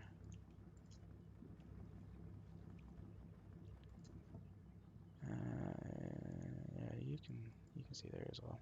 So you can hose that down as well. And we'll just give them a little bit of attention. We'll keep them mounted for now, but just for now. Pretty soon they're going to dismount. Once we've suppressed, then they dismount and they start pushing forward. Then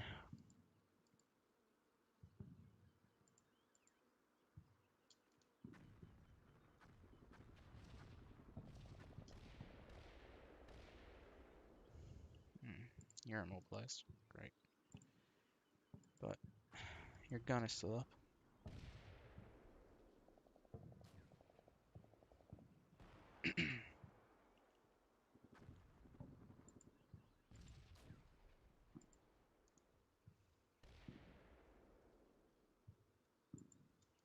Oh, you spot the infantry, but you won't spot the tank that's shooting at you. And that's why you have to keep moving, because when you stop, artillery starts raining down on top of you.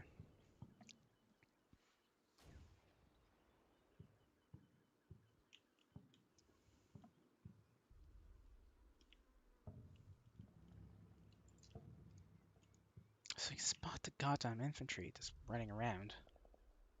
Like that poor sap there. But you won't spot the tank that's shooting at you. Why the hell not? Your gun is knocked out, so you're useless to everyone. Well, I just have him turn out. I'm gonna have him turn out. It's turning. This. I have to have him turn out. There's nothing else for it. Just turn out. Hope for the best. Hope they don't die.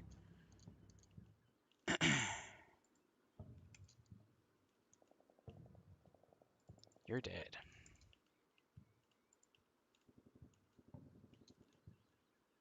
What landed here? Oh no, it's autocannon runs. So that's fine.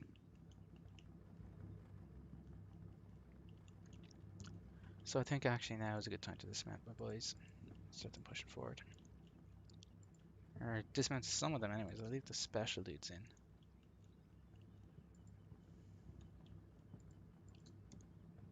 I'll do move them out a little bit forward.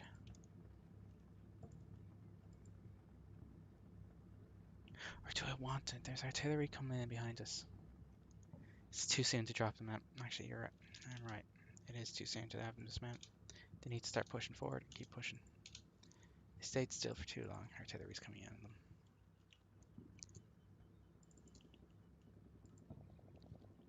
They need to hunt forward. They need to keep moving forward. Artillery is catching up, which is no good for them.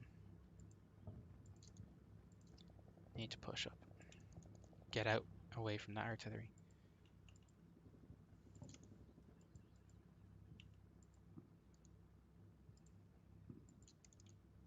He's already got someone to shoot at, but I need him to move. If I use the hunt command, it'll be overridden by the fact they have spots, which is not acceptable in this scenario.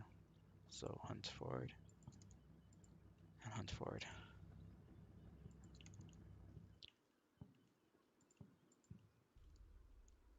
And you're just gonna have to take it for a little while longer, dude. You're useless, so you can stay back. Everyone, yeah, just have to make do.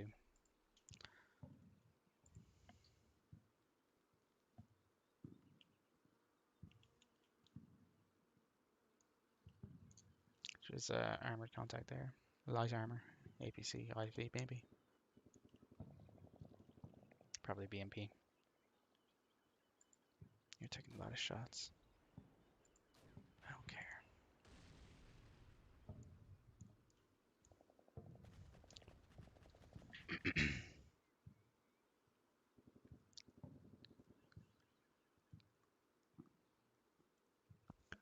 Now you're knocked out. Okay, we got the spot now.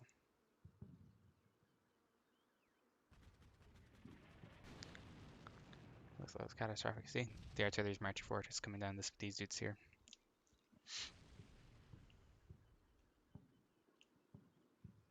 I have to get forward. I have to get them into the tree line.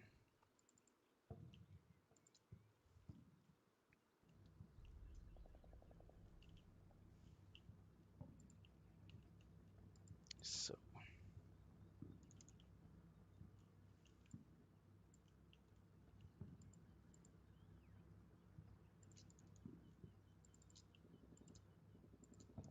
I have to keep them buttoned up in the tanks or in the armored vehicles, because if I don't, bad things will happen to them.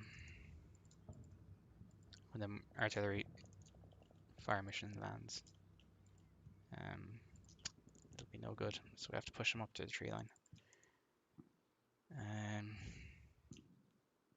Is there anything else I can do? I suppose I can start spraying this area here a little bit.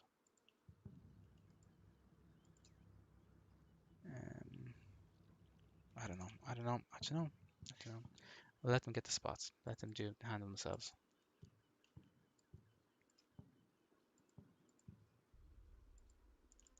These guys just have to slow forward. I'm kind of disappointed in myself. I should have called either a artillery fire mission, or I couldn't have. I had to call air support on this. I should have done it, but I didn't. Lessons are learned.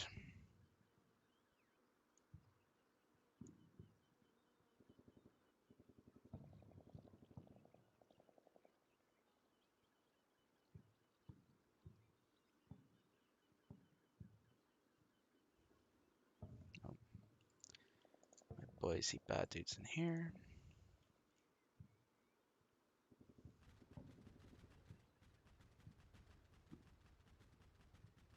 See his artillery. Oh shoot, tanks.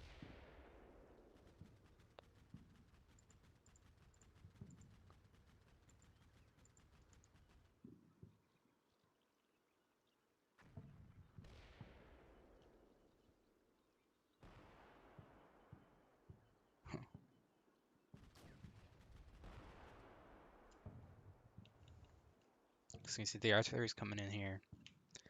I wonder what this was.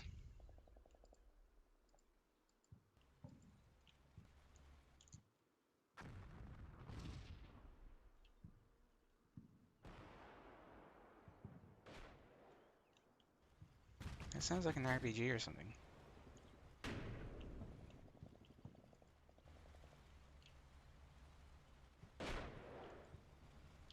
Mortar, maybe?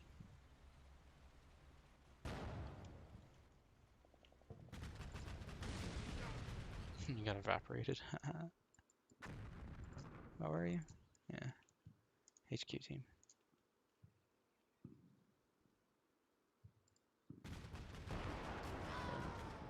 You're dead. Who are you? Most of you are dead.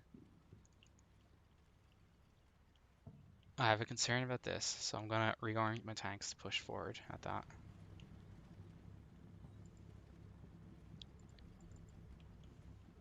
There's there's a tank over there.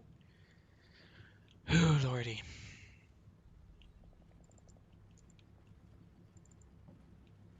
I'm gonna take a risk. I'm gonna dismount these dudes. I'm gonna dismount them here, and we'll see what happens. I might be able to catch a spot. And then these guys need to go change direction. They need to roll over here. And you need to move over here as well. And you need to start getting spots over there. Fligging armory, and they're going to be right on top of each other and everything. Oh my gosh. It's going to be amazing. It's going to be so cool. You guys are going to push up. I think you pushed up actually far enough now. Dismount your dudes. Get them out of here. Get them out. You're going to start spraying and praying. And sure, you guys have pushed far enough forward as well, I think. So infantry out. Infantry out. Infantry out. And we'll split your teams once they're out and they're on a farming line. And you can stay mounted for now. These I'm so angry at them. I'm so angry at myself. Put them out on an island. They're not doing anything. I should have had them moving with the main formation. I'm so silly. Oh gosh. Multiple armor contacts there.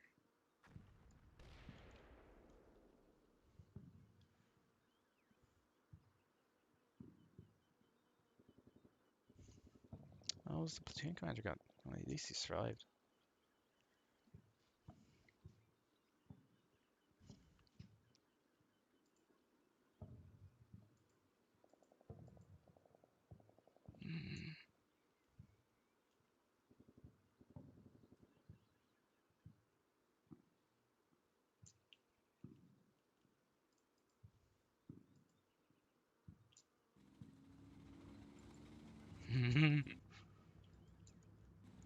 Oh fuck.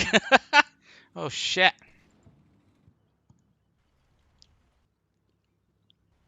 Oh my god. Oh fuck. Oh no. Oh god.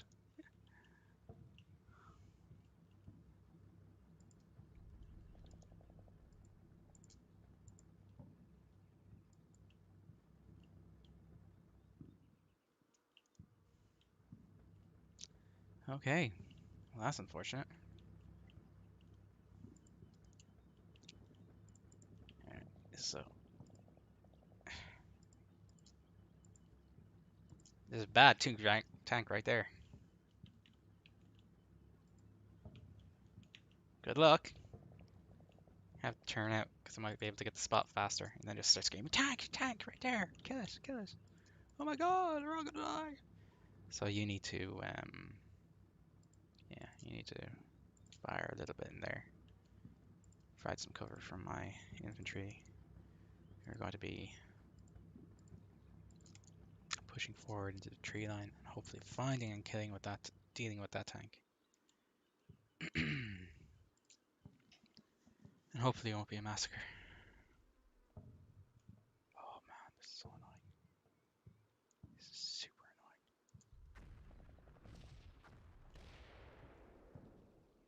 He's in the smoke.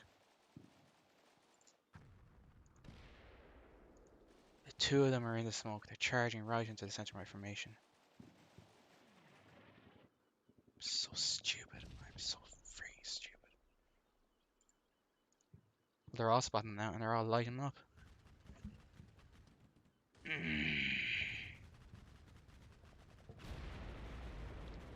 Catastrophic kill. Will they do it to the other one?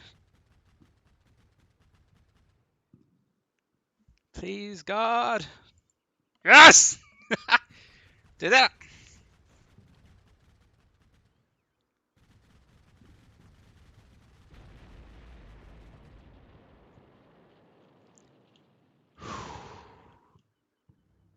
Did I lose anyone? No. It all worked out. Oh god, this is so stupid. This is ridiculous. This is utterly freaking ridiculous. Most advanced special tank I have, and they didn't do anything, I don't think.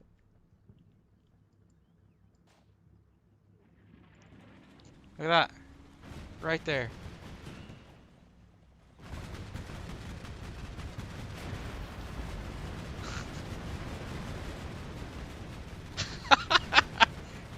Oh shit. This is just panic fire. They're just panic firing at the thing. Here's like, oh my god, oh my god, oh my god. And then it's, oh my god. Oh my god.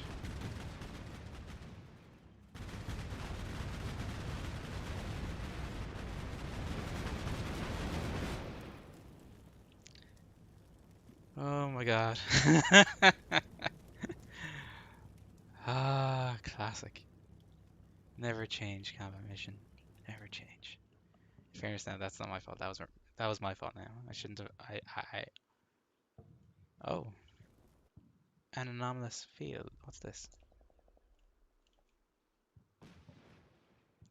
Ah. So we took a casualty over here. From what now?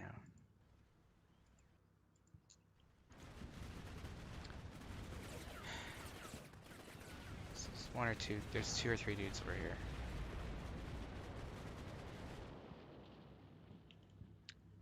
And something landed over here.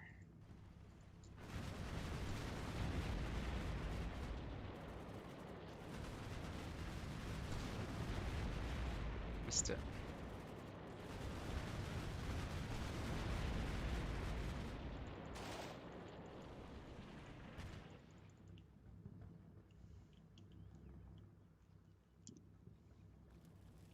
Man, this is hilarious.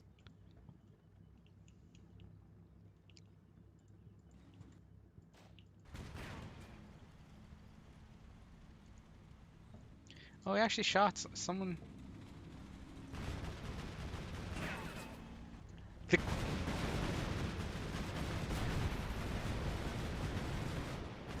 I don't know who got the kill there. I don't know if the RPG gunner got a hit, alright. But the tank fired a shell at the same time. I need to take a screen grab of this.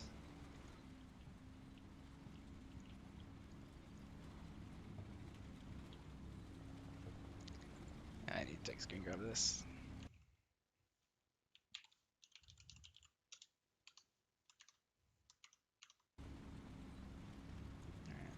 Reconstitute, and then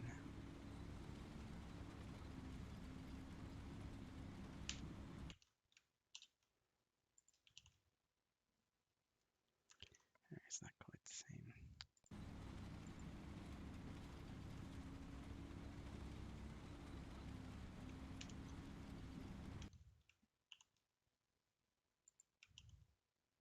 Nope. Screwed it up again.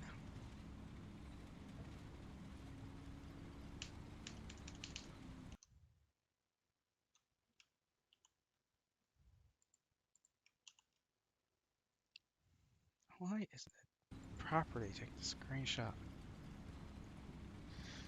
Come on.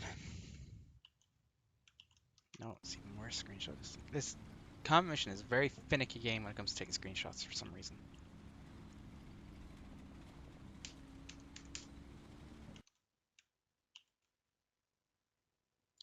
It makes everything difficult for some reason. There we go.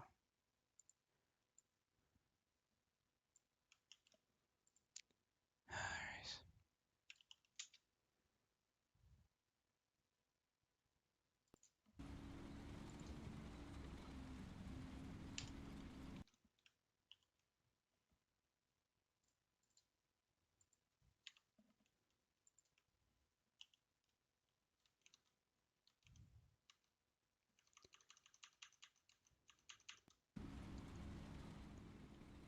Alright, and then he's dead. And there's a second one. So he takes a good few hits. He does. Let me see before anyone.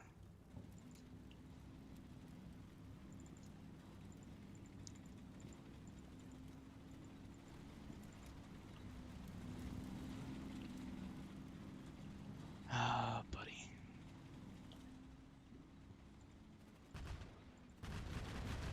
Yeah, I'll just let him know.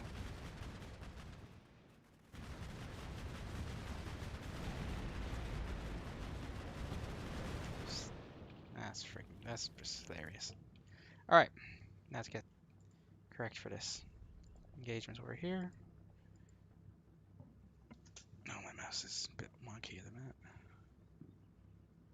Come on. There you go. So, target briefly. Give him a 30-second barrage. Give these guys as well. Just hose that area down. You guys need to start firing for all your worth in there, actually. And you guys need to do this. You can't really see it, so you need to have you guys split your teams. Have you guys wait until the firing is stopped, and then hunt forward. That's what I'll do. And you guys are just fine. So you guys also need to hunt forward. And we'll find any Ukrainian survivors and just finish them off.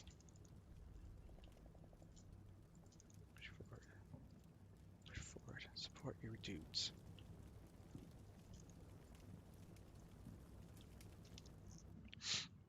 And we are all okay. You guys are a bit panicked. Got a bit of combat stress. You guys are fine, so you get to mount back up again. And you guys get to mount back up again. And you get to move there. And you get to move there. And you get to... Are you back in your thing? Yeah, you are. So you get to hunt through this smoke.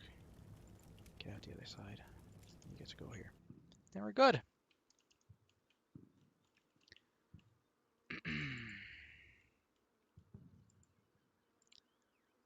I don't want to do a preparatory barrage. We'll do that with the tanks in a bit. So, continue on. 2 tanks destroyed.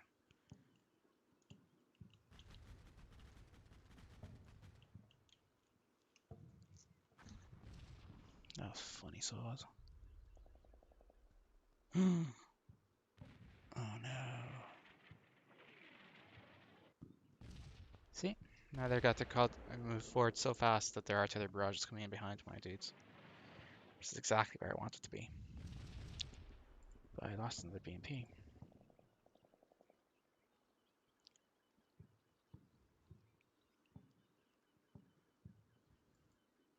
Oh, about goddamn time!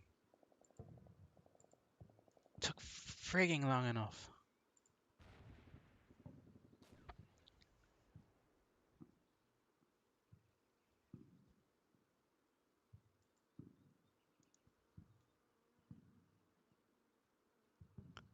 What killed you? No one gave you permission to die.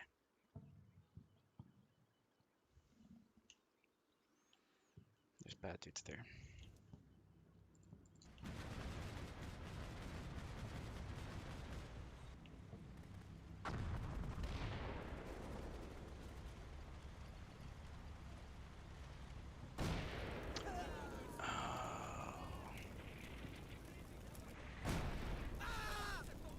Oh, the frigging turret was pointed away from where the rocket came from. So the APS didn't go off. God damn it.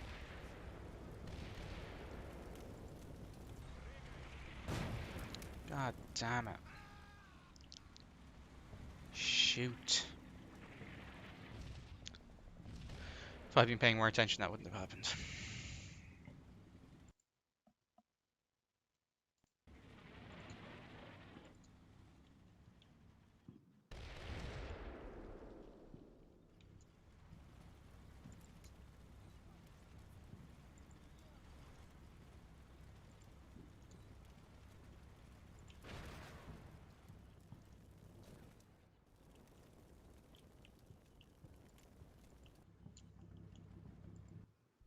So there's no spot, no spot, no spot, spot.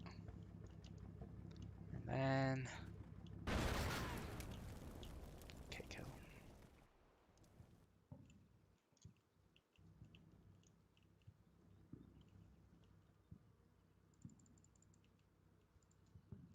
So listen here. You guys need to start holding that down. I need to move forward. And you guys need to move up. You can't because you don't see anything, so you need to quick move here. And get in there. You guys need to keep pushing forward. You guys are scared. Can you put a fire down? No, you cannot. No, wrong direction for the smoke. Okay. This sucks, but what can you do? You guys spotted someone over there, so I'll just have you open. You don't see him, so I have to you hunt forward again, and maybe slow, maybe target light as well. Have you target light actually over there, Everyone else is fine. Enemy artillery is coming in behind the boys, so that's fine.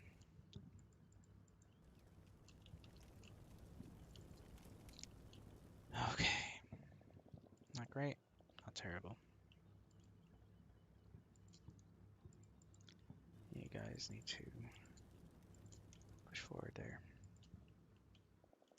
You guys can stay at the back. Recon, I can stay at the back. And yeah, we'll just see what happens.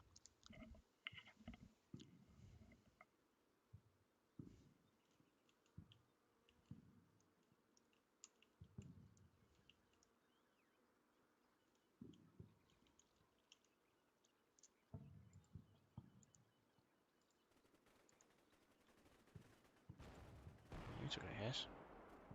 Alright, 762. That's coax knocked out.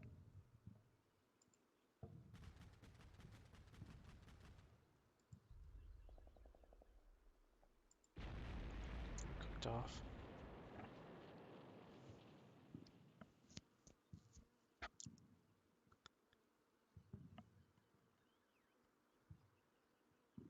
Alright.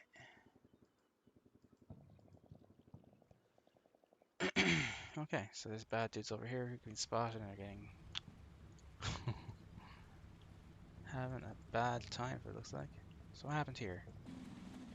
He moved forward. Was it the commander's gun got knocked out? So, no. Oh yeah, it was the commander's gun that got knocked out. So that's 762 HMG. So the coax is still good, but the commander's gun is knocked out. So then he knew where the fire came from. So he turned around. He's got the spot, and then he just went, fuck you. I have no idea how effective that was. So what happened over here? Alright, so you were there, you start getting shot at. And you died. Now, was he the only one? He was the only man in his team because you see the spot. The icon was directly above his body. So he was the only man in his team. So he's... Oh, there he is. And what happened to these guys here? We lost spot.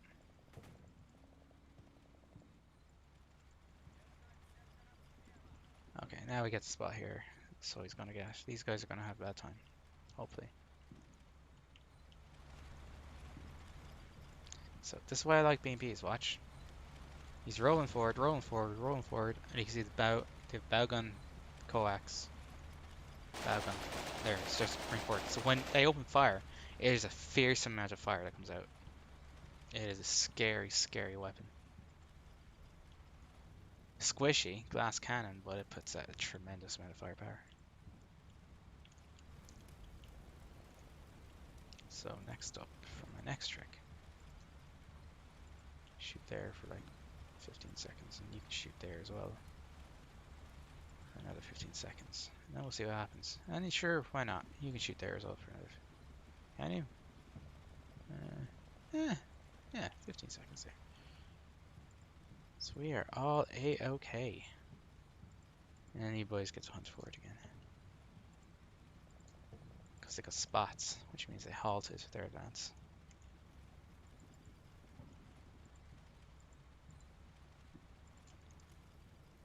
And you need to target more appropriately here. And you need to target. They're in grenade throwing range actually, so this could be awkward. They have grenades? They do have grenades. So they have to put everything out now. There we go. Everything out. Just hold those guys down.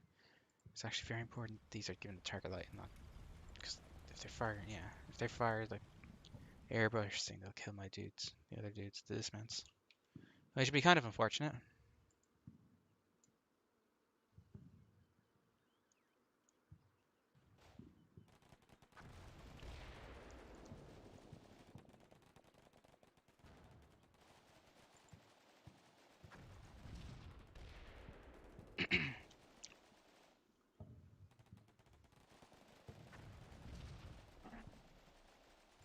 He's running away with a tank shooting at him.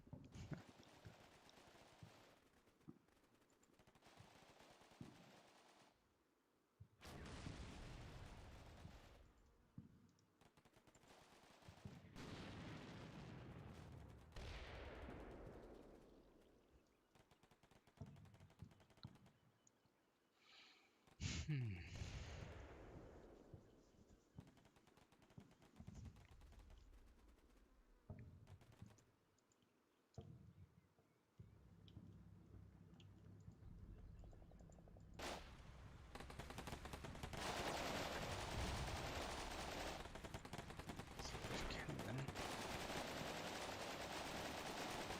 There's a lot of fire coming out of the BMP, which actually scares these dudes into panicking, falling back.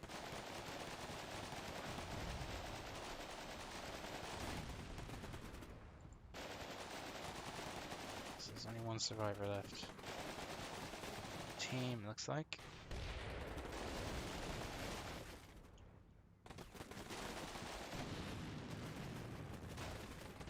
No, rest of the team's killed. There you go.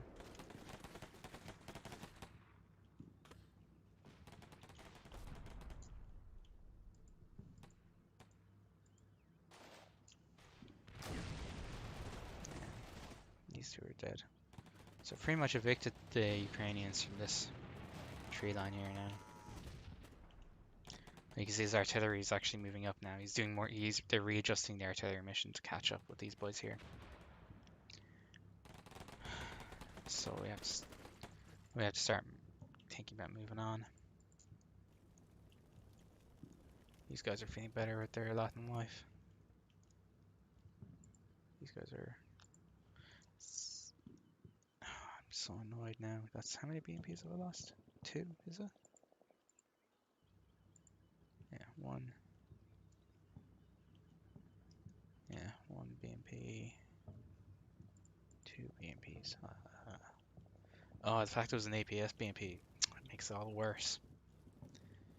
Alright, who's over here then?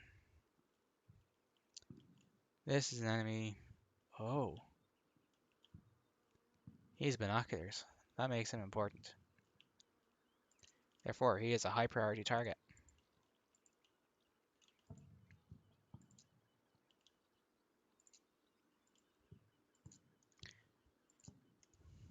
Very high priority target. I have to mount the boys up.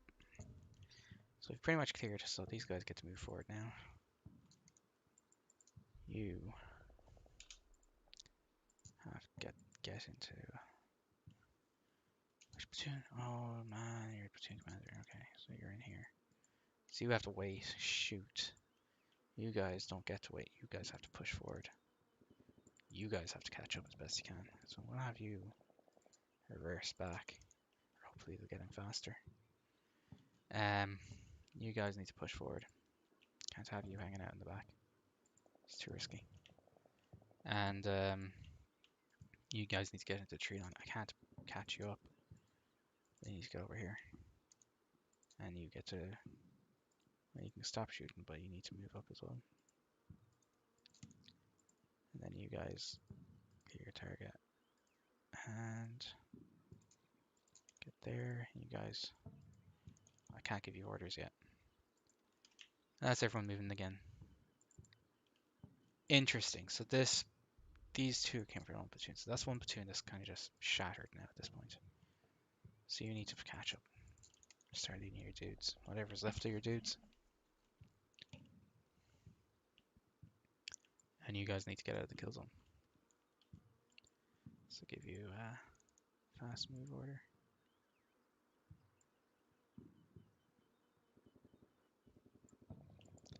Around the wrecks of the enemy.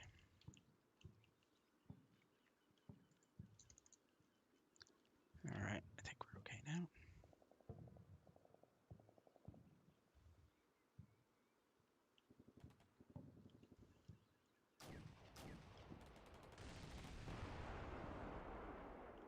Yeah. Duke binoculars killed. That might be the forward observer, you see. So he could be the one who's readjusting the fire missions. That also explains why the artillery mission came down here. Once they came in his line of sight. So there's another few bad dudes there. So that's an RPG team.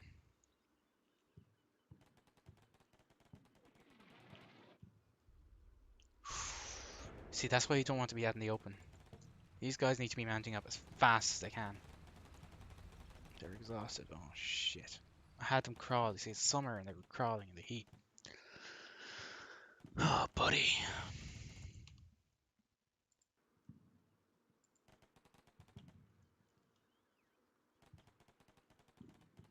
Who are you? You're just an anomalous dude. Alright, maybe he's one of the observers. I don't know.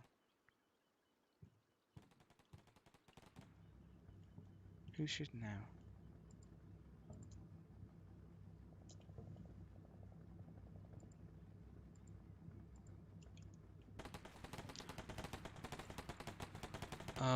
Shoot. Okay. Okay. Bit of friendly fire, but that's fine. Give him an order. A shoot order. I didn't update it. Sorry to see. Thank you for the subscription, Storm Commando, if you're watching. It was most kind of you, and that's not sarcastic. It was. I hope you're enjoying it, and thanks for the tip about the game noise being too quiet. I hope it's loud enough for you. Okay, next up. Everything's going okay now, I think. I think we're doing fine.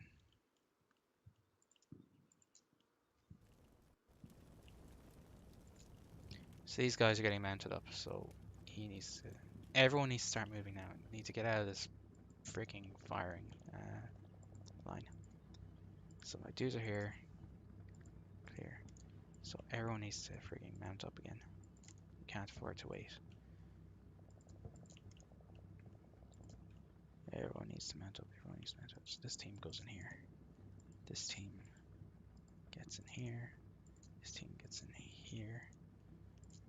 Your firing command is overridden. You're moving. You're moving. Everyone's moving. Everyone's caught up. You need to get in there. And you guys need to start putting out fire as well. So the bad dudes over here, where are they spots? So these two positions need to disappear. So that's what you are going to hit this one. You are going to hit this one. You are going to assist hitting this one. And you're going to assist hitting that one. And you're going to assist hitting that one. And that's what we're going to do.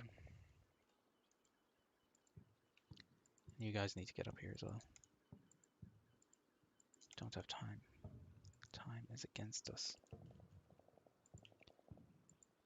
Time is always against us. You guys can move that there. So everyone's getting up. Everyone's getting mounted up. We're going to get ready to push. And we're going to start pushing in here. Which means I need to start my tanks firing into the town. Or into various objective areas. So there's a bad dude here. He's a bad dude.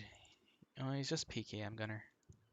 Is it a PKM or is it an RPK? I have no idea. It doesn't matter. I'm sure it matters to somebody. It doesn't matter to me. He's just a light rifle. Make him disappear. And you know what? You can make him disappear as well. The actual, like, sidearms like that, rifles, they don't actually matter in this sort of warfare. It doesn't matter. They're just as ineffective. So you get to shoot that for a little bit. You get to shoot that for a little bit. That's what we're gonna do. Alright, you get to shoot that for a little bit. You get to shoot that for a little bit. You get to shoot this one for a little bit. You get to...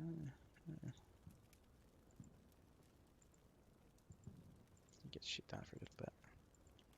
You get to shoot this for a little bit.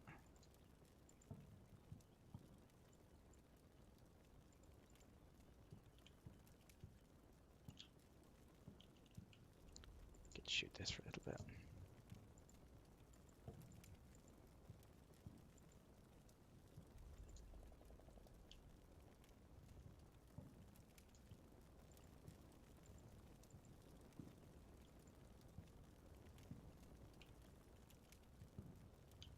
Oh, poor guy's gonna get a lot of attention.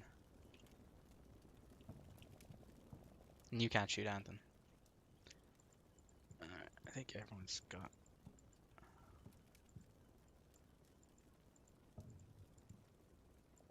Yeah. Everyone's got something to shoot at. Good.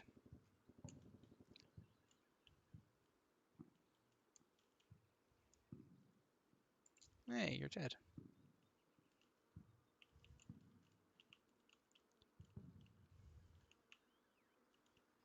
I wonder what killed you. Can't remember.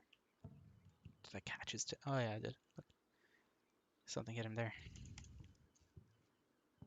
Alright, everyone's shooting at something. And everyone's moving, so we're fine. Artillery's coming in here, which is a problem. These guys are going to catch up with each other, and then they're going to mount up, and then we're going to keep going. Push, push, push, push, push.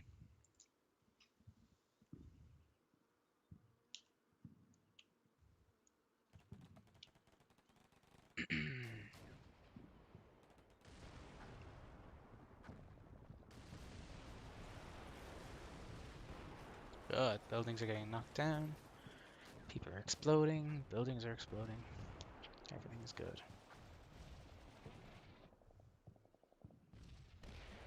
So you have to keep moving, otherwise the artillery starts coming down where you were. If you go static for too long.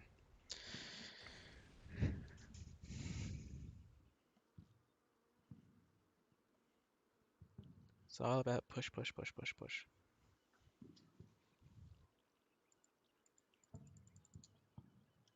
Okay, so you're alive now. So you're a gunner of some sort. Okay. So a couple of buildings here go. Alright. So let's make even more of these buildings disappear.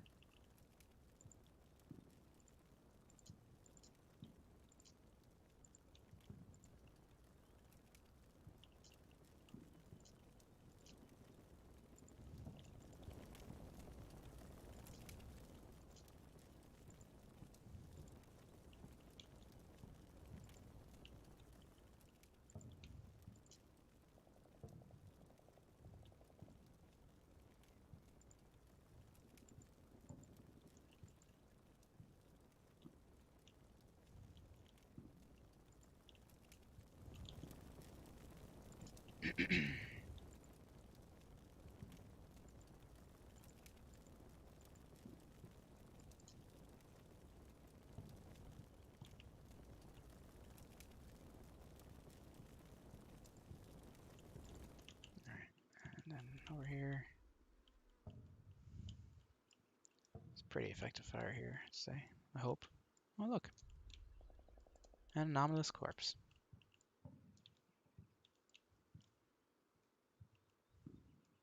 A rifleman.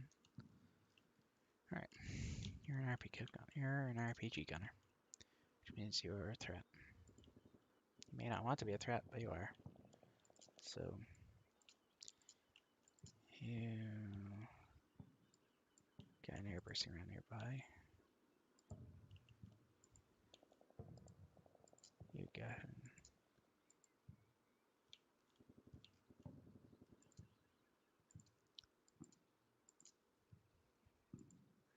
as I say, close is good. It's horseshoes and hand grenades. And we're firing our ABHE. So close is good enough. Okay. So this squad is fine. They're caught up, so they're getting mount up in this thing here. You're catching up. You're exhausted.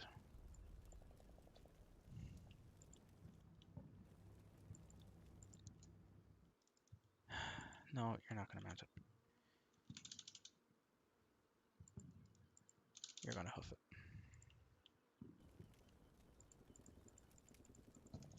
Make sure it's safe for this thing to keep moving. And you guys are going to just keep shooting up areas here.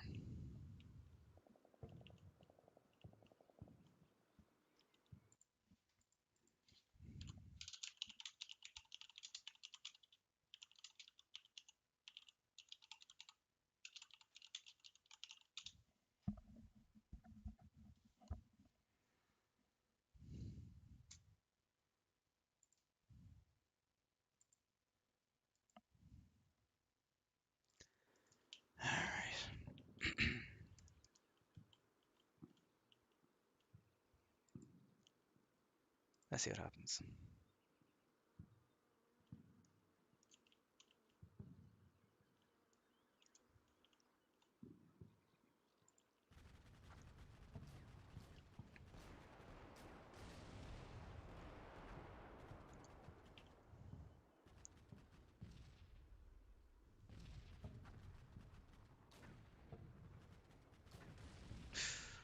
Someone's live in there.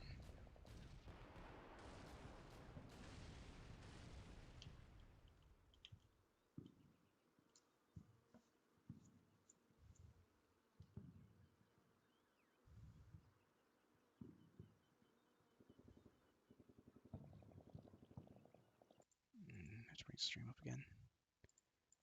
All right, continue on.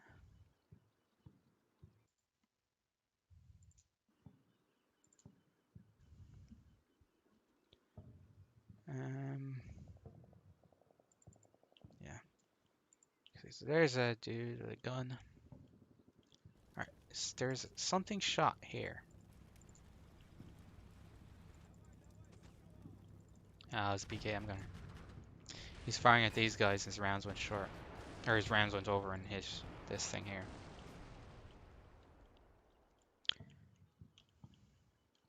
Those buildings are getting smacked.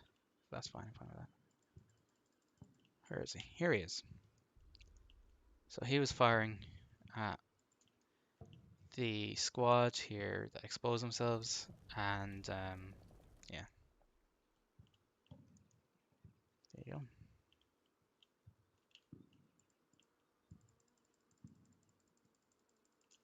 Nothing else happened there. Not off note. These buildings are getting smacked pretty hard, I think. Are they?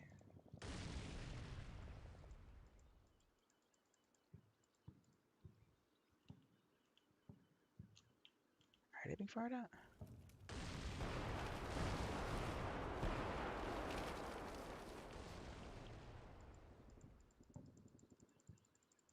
Some of them are. I might need to move. I'll move the tanks. I'll move these tanks that are here back. They probably can't see through the smoke. They should have thermals, so they should. But I'm gonna push them over here. Whoops. Fast, not reverse.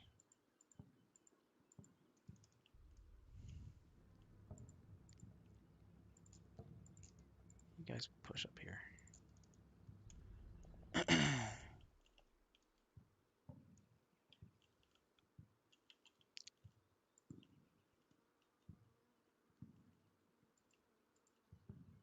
Everyone shoots. Everyone fights. No one quits.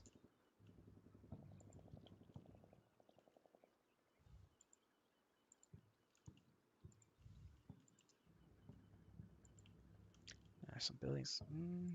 Will I? Can I? Yes, I can. Just hold some of these buildings down. Just have to get in there.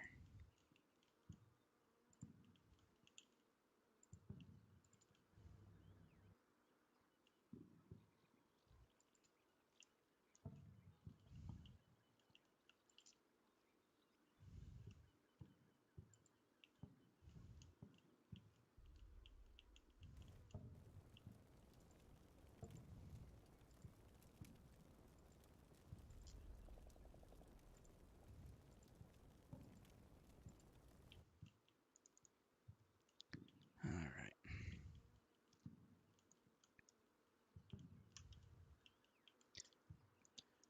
Don't have much more time.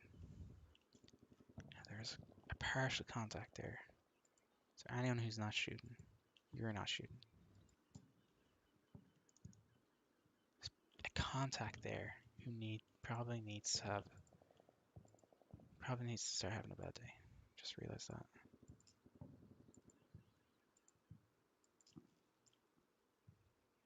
So this platoon is just there, and they're just going to fire a little bit at it.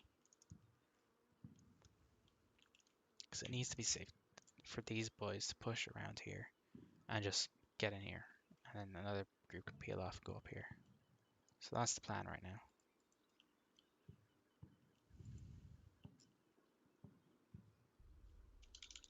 guys need to stop moving and start running.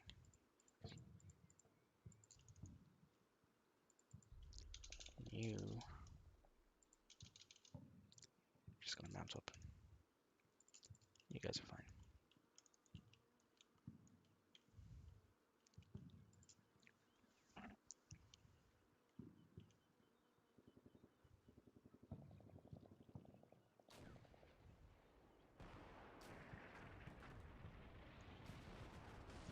See, that's why I have to keep pushing forward. Artillery eventually comes down on top of you.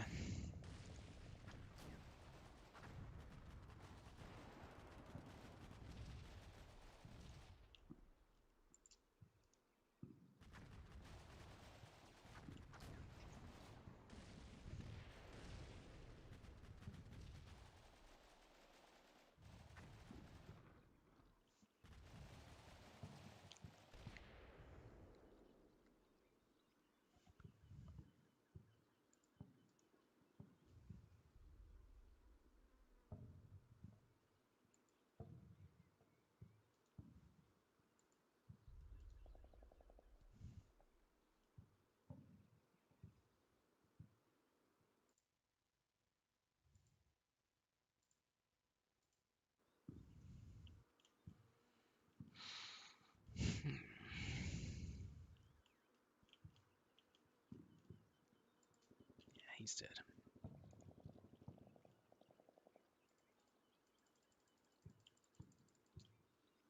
These buildings are all having a bad time. Alright.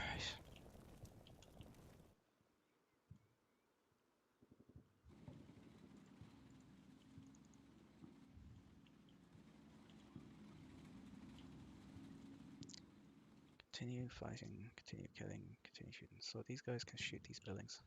This building needs to disappear.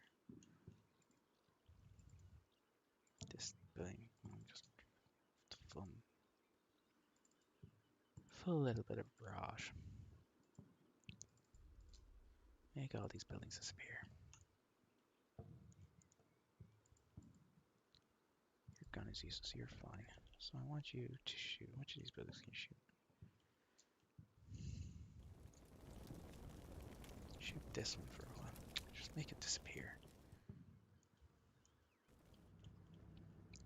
Alright, okay, you guys are all mounted, so I'm just gonna have you push forward. Flip it.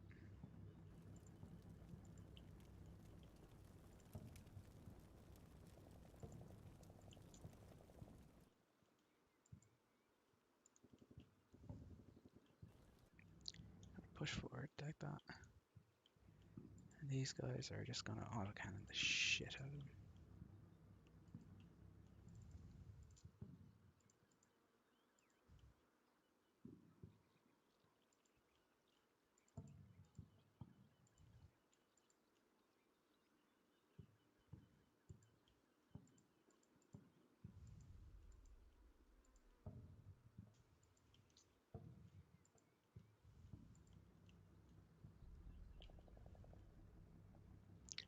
I don't think there's many. Alright, who sees you? Are you a problem for anyone? Are you the guy I shot at earlier? Might be, you know.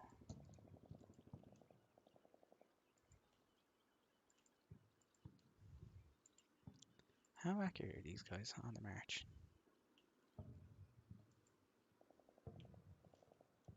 Oh, wait. Never mind.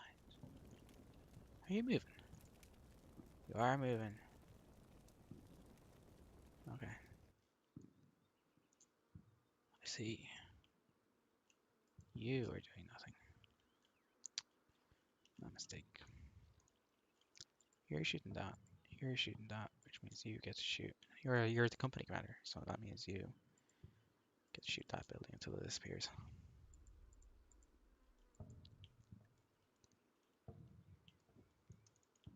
There's a bad dude there. So you're firing at him. You're gonna fire at him. You're gonna stop pausing as well. And you're gonna fire at him as well. You want to pause for 5 seconds.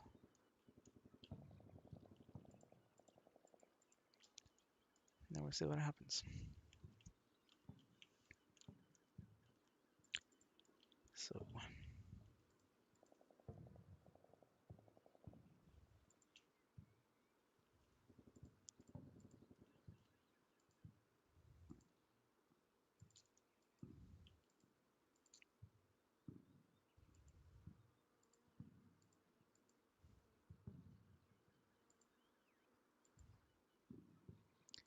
30 seconds.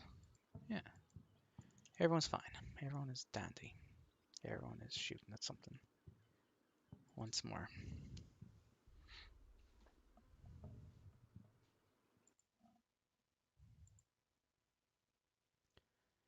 Another one and just play. Come on, start shooting. Ooh, look at that. Oh shoot. Oh, his papers. He's being spotted, so that means the vehicles will start shooting at him eventually, hopefully. Oh god, he's an RPG gunner.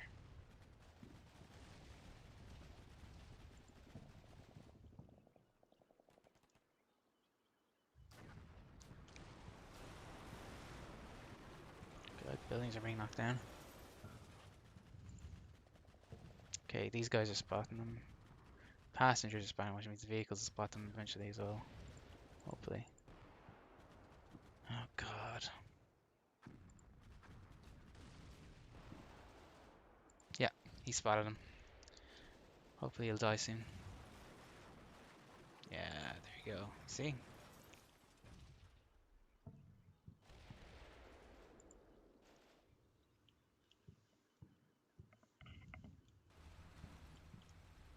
These buildings are being opened up. The floor collapsed. This two-story building is now a one-story building. And this building is a no-story building. Good. Wait. Oh, the roof is collapsing here. See? Watch. Takes another shell and then whole building is collapsing. This was a two-story building. That was pretty shattered. There's a big hit there.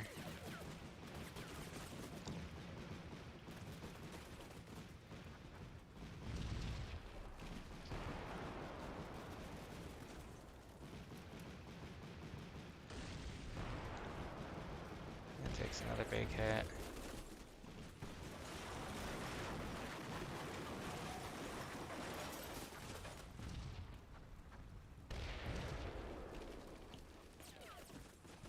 Then two walls are open. And the third wall opened up and the floor collapsed. So, you are alive. You're suppressed, but you need to disappear. Let's see if I can help you disappear.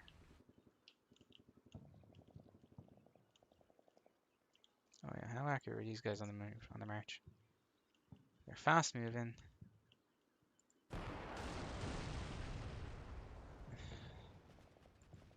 Well, they got us head down anyways.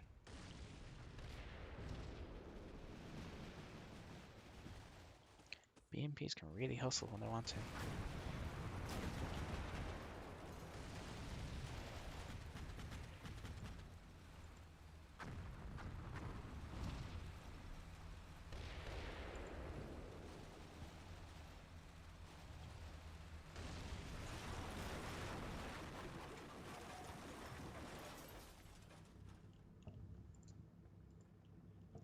Alright, for the next magic trick, I'm gonna try and make this dude disappear.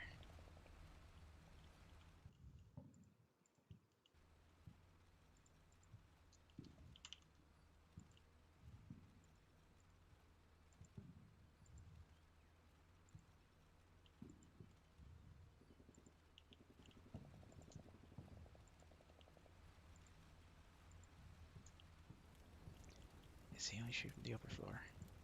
Let's shoot the ground floor. Okay. This building might be about to collapse. So these guys are gonna keep pushing forward.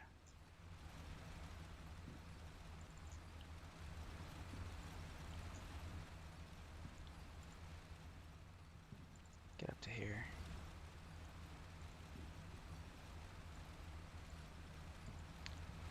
And some troops are gonna get out. And push up and clear, get into the occupation zone. Hello, Grey Fox. Hey, Hubert. What's up? Oh, I decided to do the Russian campaign from the start on the YouTubes. I put a Also, you picture. stream. Yeah, You yeah, streaming? I am. Yeah, I am indeed. Mission 2? This is the first mission of the campaign, of the Russian Ah, campaign. crossing the diaper. It was Yep. It was just a scenario. It was not in the campaign. It was the third mission of the campaign, but what happened was that I had lost a number of tanks and vehicles So you do it again? immobilized. So I started again because I wanted to try see if I could do a little bit better. Oh, And I'm doing okay. I've lost two BMPs and a T90 and a T72 B3. So I last time around I don't think I lost any T90s. So in a way I'm doing a little bit better and a little bit worse. but it's the same mission? No. No, no, this is the first mission of the campaign. Ah, oh, okay. Yeah. Ah, sorry. Yeah, I misunderstood. I thought crossing the diaper was the Yeah. first mission, but that this is. No, no, no. That one's the third mission. This is the first. All right, right. Yeah. Yeah, so that's what I'm doing right now. Oh, I need to shoot another building.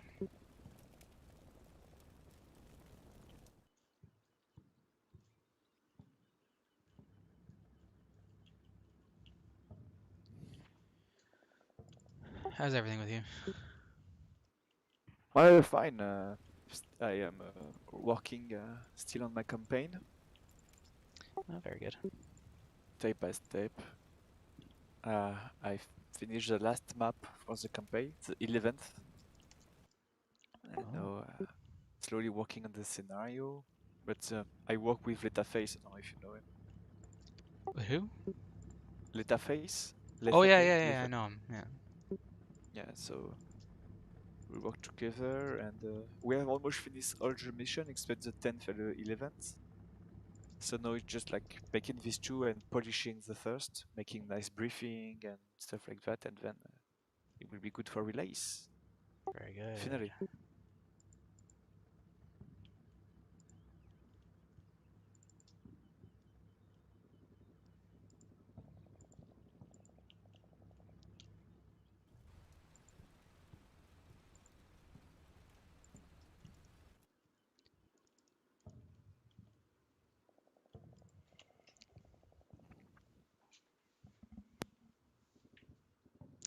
So let's see what happens here now. Hopefully he's having a bad time and he'll die soon.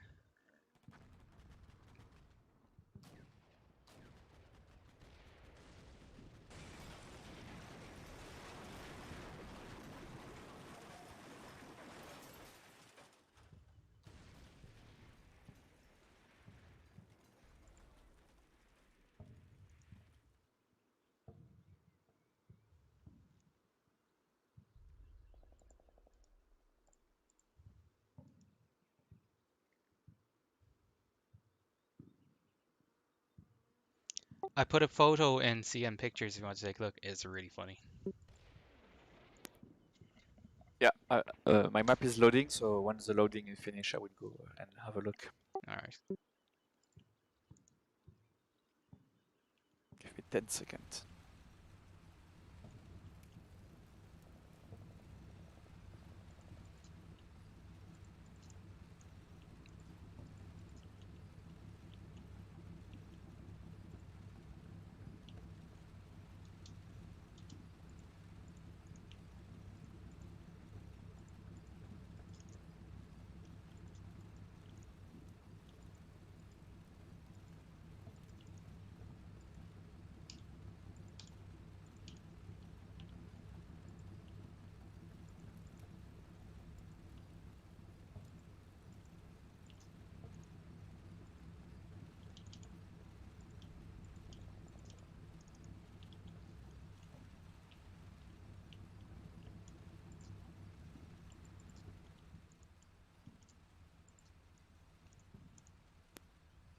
Let's see.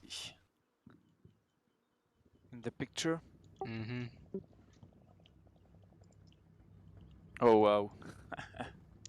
There were actually two tanks. I couldn't get a good enough screenshot of the second tank because they came in one at a time. But it was pretty damn funny.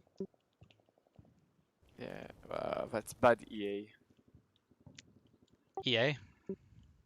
EA, AI, artificial yeah, yeah, intelligence. Yeah, they're scripted to charge at the player at that point. yeah, but it looks stupid to charge like this with tank. I know. But this make fun picture.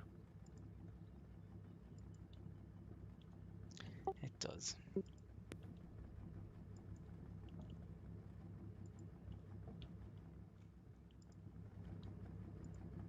But this kind of behavior, it's kind of thing I try to look to not happen in my scenarios and campaign I made. It's very hard because sometimes players do stuff that you cannot imagine. But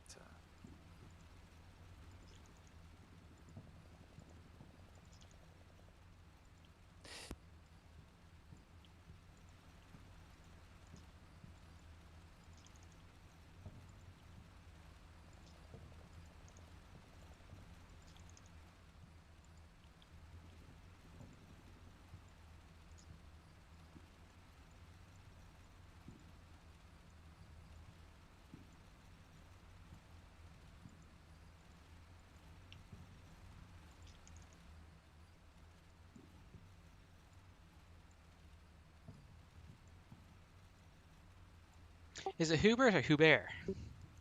Uber in French, but Uber works too. You can call me whatever you like.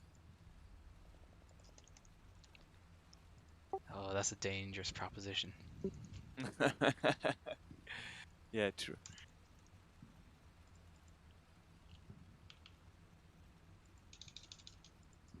And so you're like a full streamer, or you just do it time to time? Nah, I just do it time to time. I just do it for a laugh every now and again. I'm not a serious streamer. I don't make any money or anything like that. Yeah, okay, I see. Not yet. No, I have a real job. Maybe one day. Oh yeah, man, I'll be like amazing. I'll get like, I hope I'll be able to get like, I'll be a multi-euro, a multi-dollar media empire. I might even make 2 a year. You.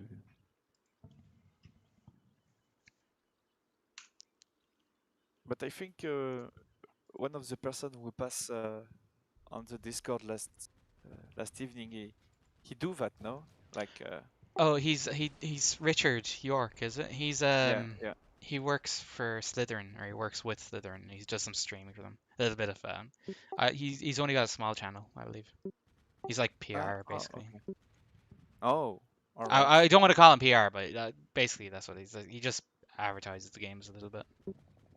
All right. So it's why he did something on Shock Force. I think so. Yeah. Shock Force, Cold War. Yeah, Sorry. yeah.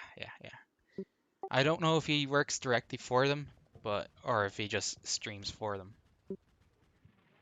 I don't know if he gets. Right. Yeah. You don't know who pays his checks. Yeah.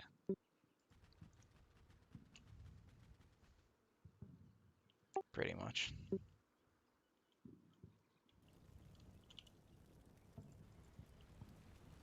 But it's first times you play the Russian campaign, or you have already played it before and now you play it like more. I've only gotten as far as the third mission. I haven't done anything else with it. So I like playing as the Russians. I think they're quite interesting to use. Particularly since I started playing Cold War. I've come to appreciate Russian equipment and doctrine a lot more. Yeah? Yeah, so I just want to use them more. I actually like it. I like. They search Sorry? underlooked. It's like it's underlooked and always used as a bad guys and stuff. It's good to change a bit the table and to play them.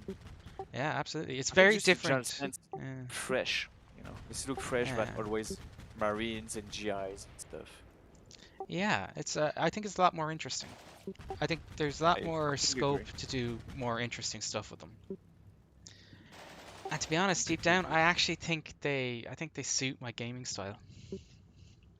They what? They suit my gaming style.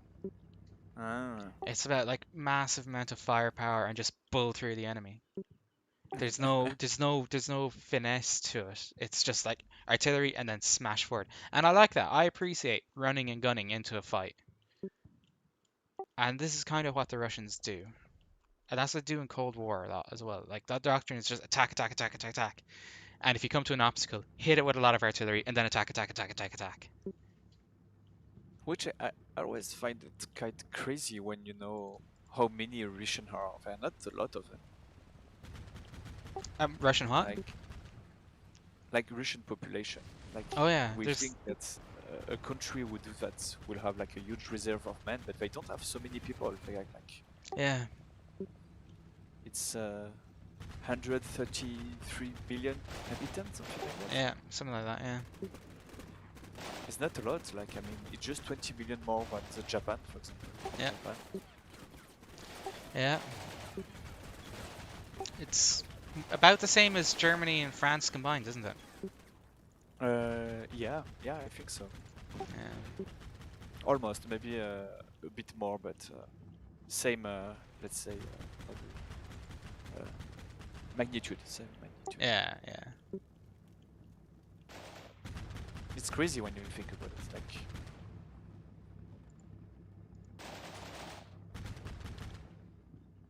It is. It's very interesting. Yeah.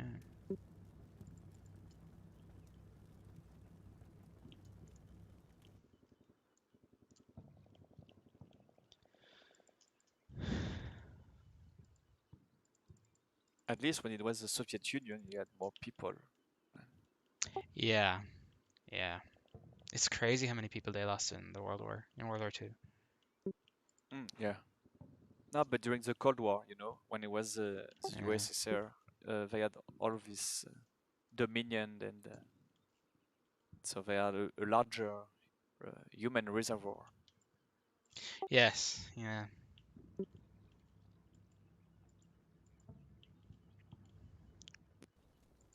Technically, the US can more afford to send wave of people and to die than the Russian, because they are like 3 times more numerous. Yeah, you're 100% correct there.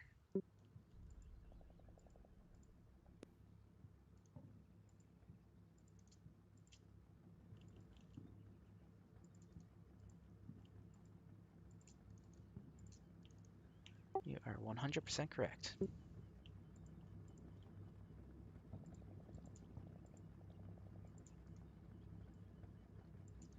I think I should ask this question one day to Dom or someone like that. They know a lot of stuff. Maybe he can explain why they choose like this kind of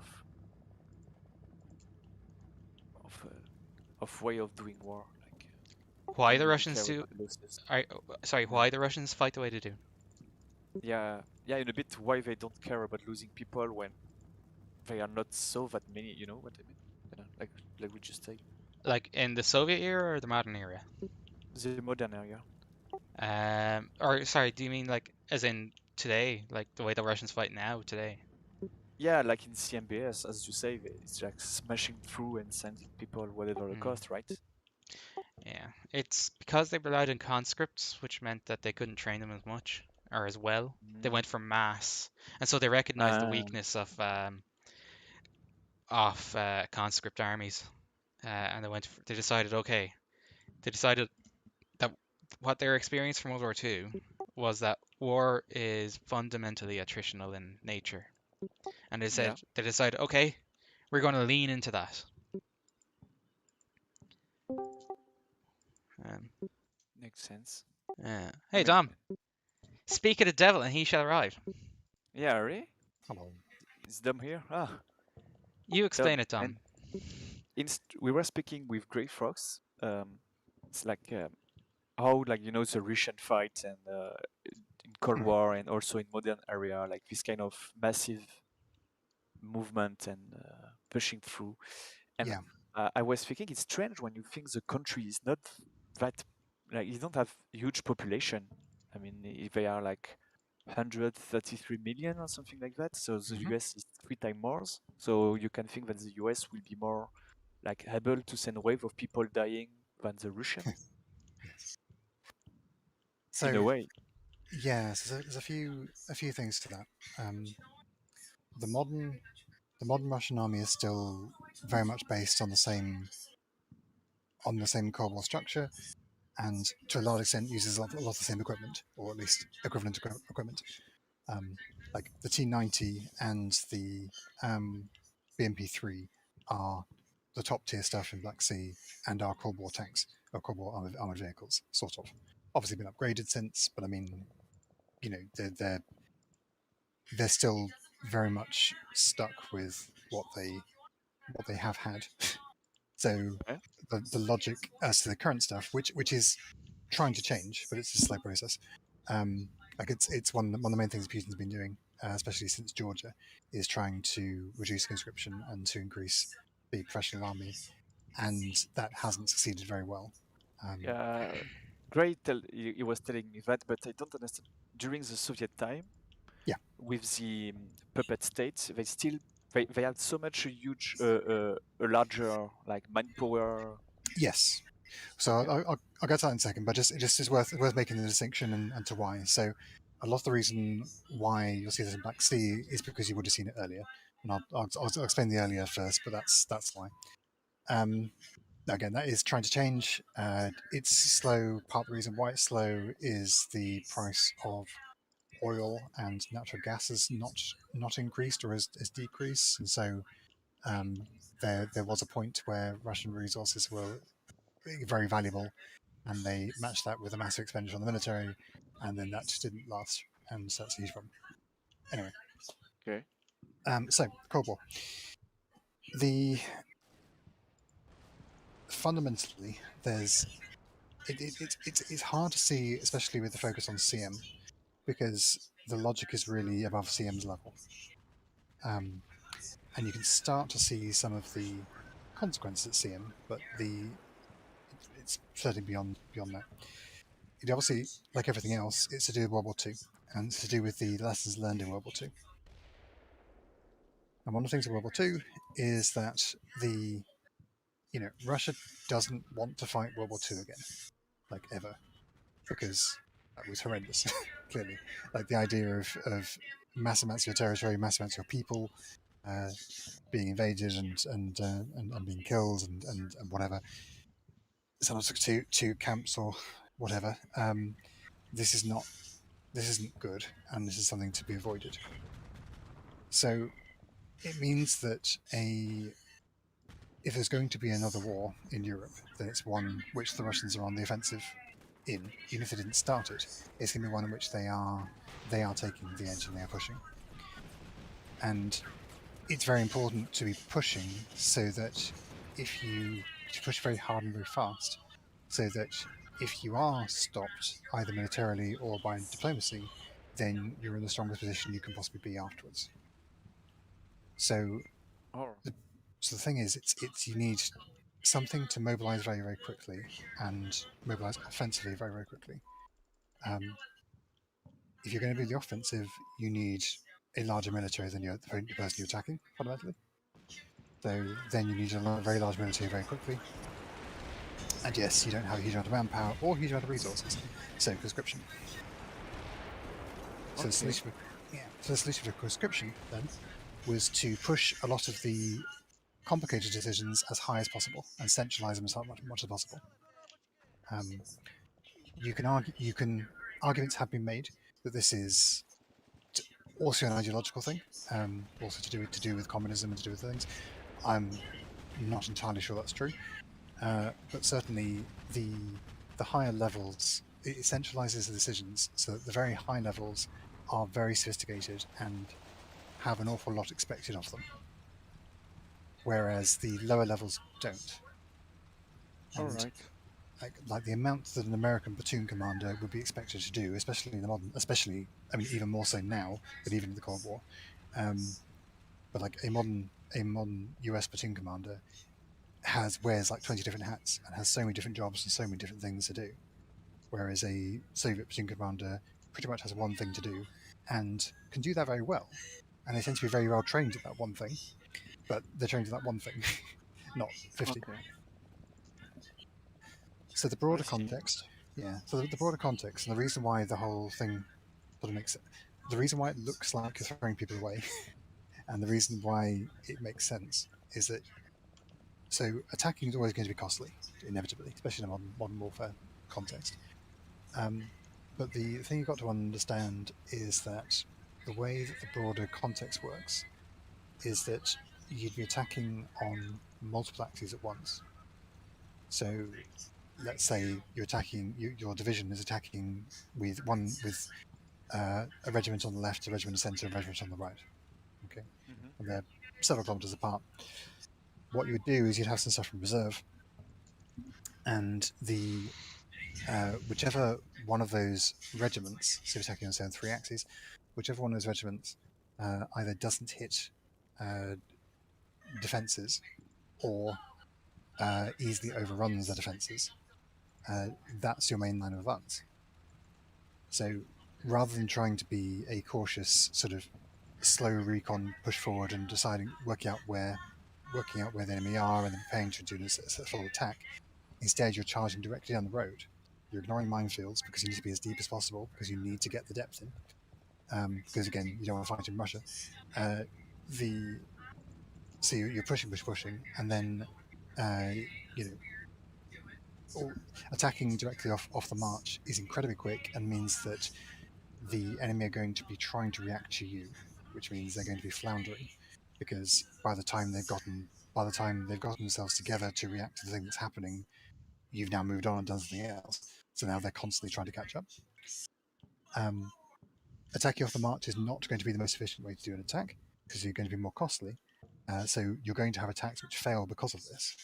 But the point is that if those 3 attacks, if 2 of them fail but 1 succeeds, then all your reserves go down the route to the one that succeeds. Okay. And then suddenly the enemy, which again are trying to react and trying to catch up, have suddenly a situation where they can't physically move fast enough because they're still tied up in fighting the other 2. And now they can't do this one. And now wherever they go, whatever they do is terrible. And it's just a very pragmatic, sensible approach. It is one that is going to be costly inevitably. But the thing is, that's not that unusual for these kind of theories in the Cold War. Okay. Because if you compare to the British, the way the British were intended to fight the Russians in the Cold War, everyone based their thinking on World War II, and the main thinking with World War II. So what was interesting is that everyone took lessons from World War II, and they took different lessons from World War II. Britain has a number of things which they took from the Germans. They saw that they needed heavier tanks, for example, and the value of counterattacks. Interestingly, the Germans took a lot from the British in that they needed more mobile and more reliable, and the Americans needed more mobile tanks and more reliable tanks. But regardless, so with the British, you would have a situation where your what's the word, regiment or regiment equivalent would be in 5 elements, so 5 battalions. You'd have 1 battalion up front, which would be taking the brunt of whatever assault, and would be expected to die, essentially. They're expected to lose. You then have 2 behind it, so 1 to the north, 1 to the south.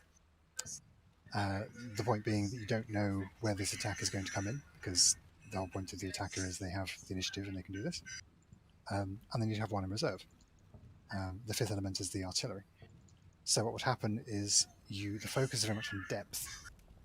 So that first one takes the brunt of this regiment attack off the march, presumably loses but slows them down, and then the second one then takes the other thing and will slow them down. And while that's reconstructing after the first or second attack, then your 4th element in reserve is then going to counterattack it in the flank, because obviously they're extremely vulnerable just after an attack, because generally speaking, you're out of ammunition, you've got damaged vehicles and injured people and everything else, and you're just not in any state to do it. But I mean, that's Okay.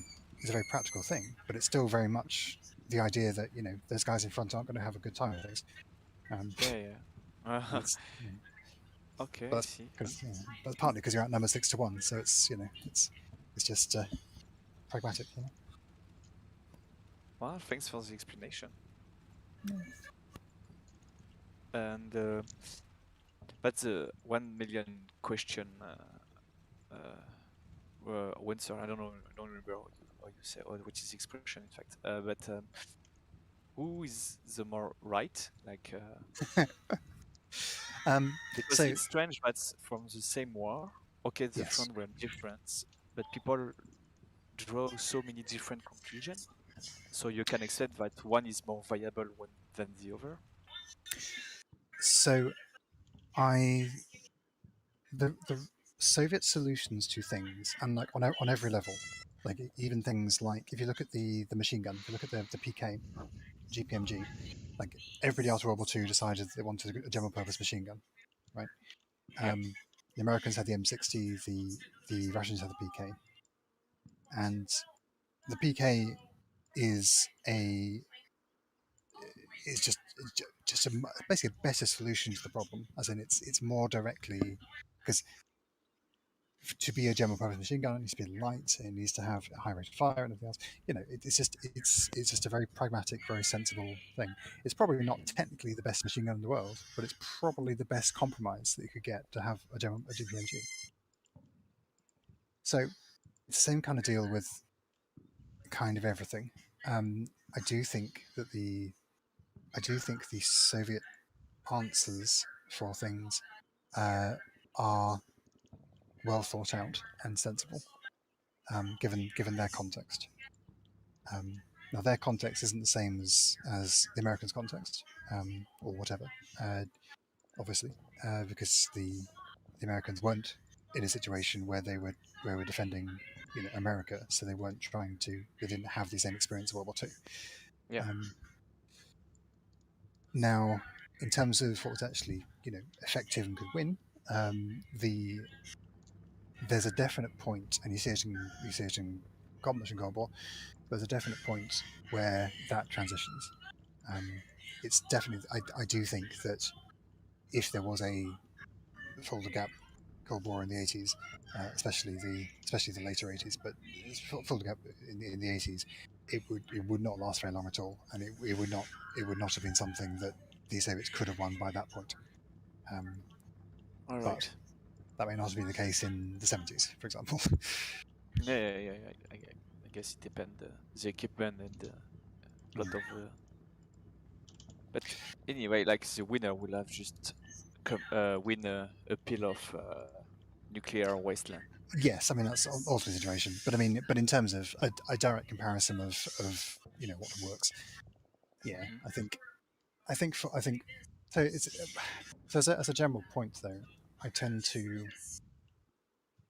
find it hard to say that something is bad if it fits what they're trying to do. Now, Sure. what they're trying to do can be bad, but that's a different question.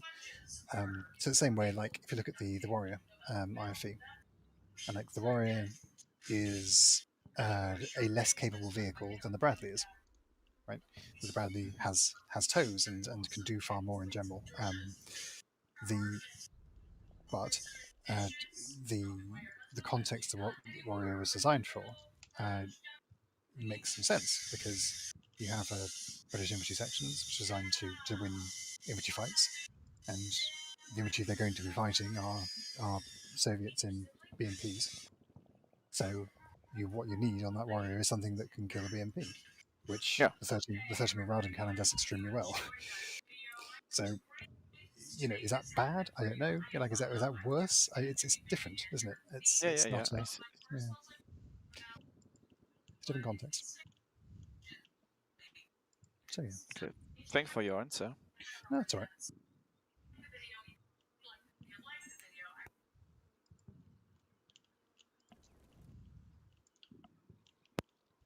But yeah, Don knows his for the stuff. What was that, Griffiths? Sorry. Dam knows his stuff. Yeah. Is this the first mission in the campaign? Yeah, I decided to do it again. Okay. I lost 290 straight off the bat. Oh, no. I had a T-72 B3 knocked out. I had another one lose its commander and its gun. Oh no, yeah, one lost its gun. Sorry, and then sorry, one T-72 B3 has been killed. One T-72 B3 is mission kill, can't shoot anymore, and I've lost two BMPs. One of them arena, Mhm. but it's not going terribly. I don't think. Good. I'm actually taking all the objectives now. Or I've taken two of the three objectives. And I'm Okay. pushing forward and I'm doing okay, I think. I probably made a mistake. I should have put the T90s up here and used the T72s to back up the BMPs. I think that was my issue because the T72s they couldn't spot a T90 or T64 BV that was in here. That's what actually killed two of the T72 B3s. I should have put the T90s up here because they have superior spotting abilities. Yeah. Lessons were learned. I should have used the T-72s as the shorter range fighters instead of the T-90s. Mm-hmm. But that's it. That is the lesson that I've learned. I'm in the objective now. So the boys will get out. I've troops in all the objectives now, so I just need to start clearing. I don't know how hard I want to try to clear though.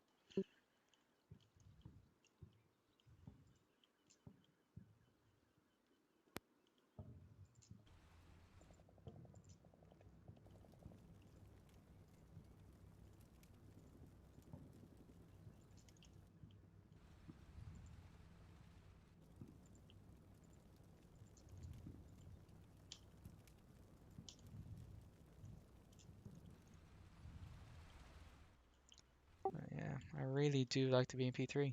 It's best Yeah, it's great. weapon. It's Yeah. a great weapon system.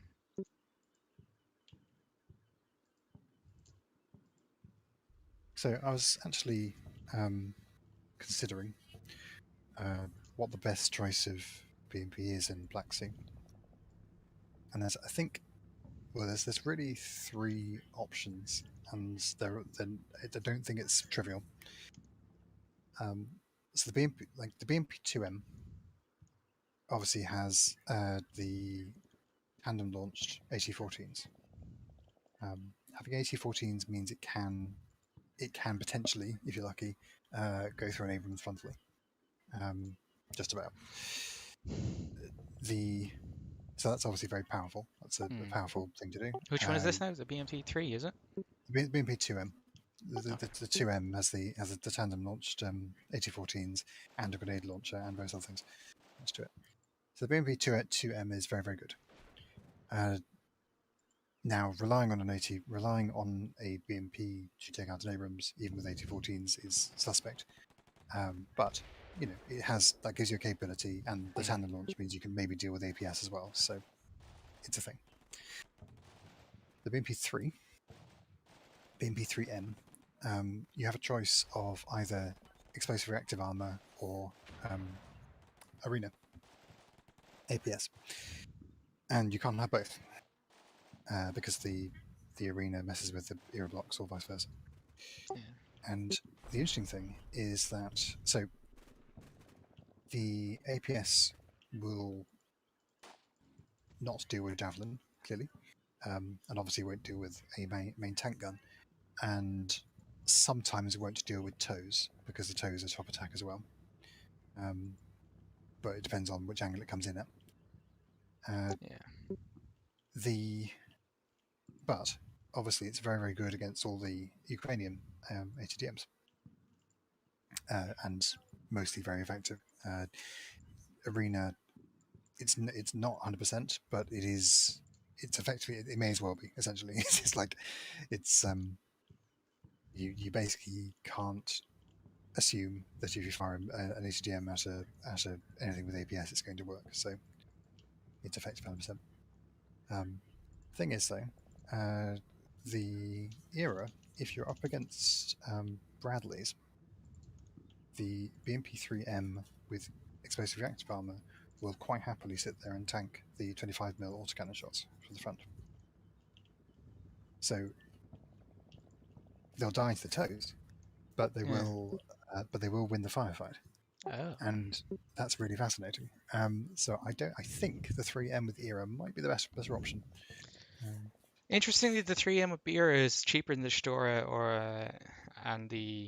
despite arguably being a better weapon system, a better Well, defensive mechanism. but again, it depends on what you're doing. If it's Again, laser if you're fighting, guided, yeah, but if you're fighting Ukrainians as well, then obviously it's a very different story. yeah. But it's interesting. In particular,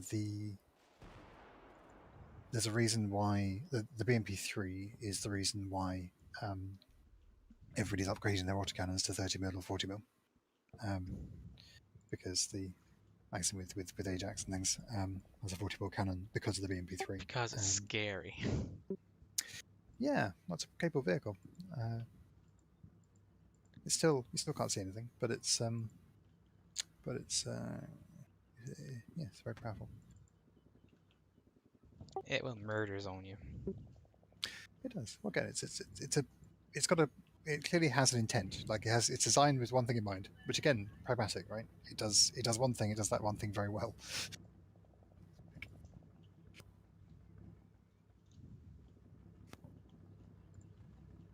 In fairness to it, it doesn't need to have to do anything else. Well, that's the how do you control Russians, isn't it? It's you need to create situations where that's true, and essentially, if you don't have situations where that's true, then you're going to look very stupid. Yeah.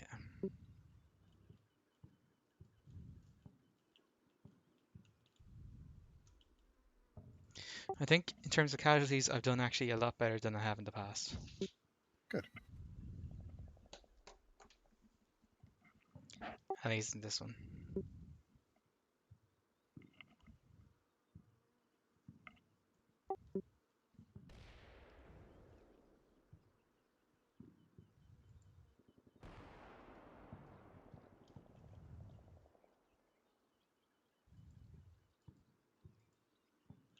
I have a make a prediction for me. We know that the Cold War patch is going to involve some QB prices changing. Ooh. Notably for things like the GTS, which currently has the same price as an A3 and shouldn't. So, how many posts before somebody mentions a Stug 3? The what? How many posts before somebody mentions a Stug 3? For World War II. Yeah, well, no, because then there's going to be a patch for Cold War. But the Cold War patch is going to change some QB prices. So how long before somebody posts about the Stug 3 price? Because there's a problem with the Stug 3. So the Stug 3 is overpriced, sort of. So, okay, the QB pricing system is based on a formula, which we don't know. And it's going to be quite a complicated formula, but we don't know what it is, and they like it that way.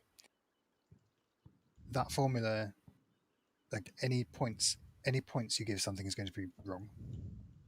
And it's always wrong. Yeah, it's always going to be wrong. And one of the ways in which it's wrong is that the Stug 3 costs more than it's hard to justify its cost. For whatever reason, it depends on this formula. Now, the reason why they do that is because if you manage it with a formula, then you have something which you never have to touch again, because you can sit there and you don't have to maintain it. You don't have to have, it's not Overwatch, right? You don't have to have weekly patch notes where you go, I've buffed this point by 2 points and again done this thing by 10% and whatever. No, it's just, that's it. It's done. And we know it's wrong, but we can say, but this is the same logic applied throughout and it's done, right?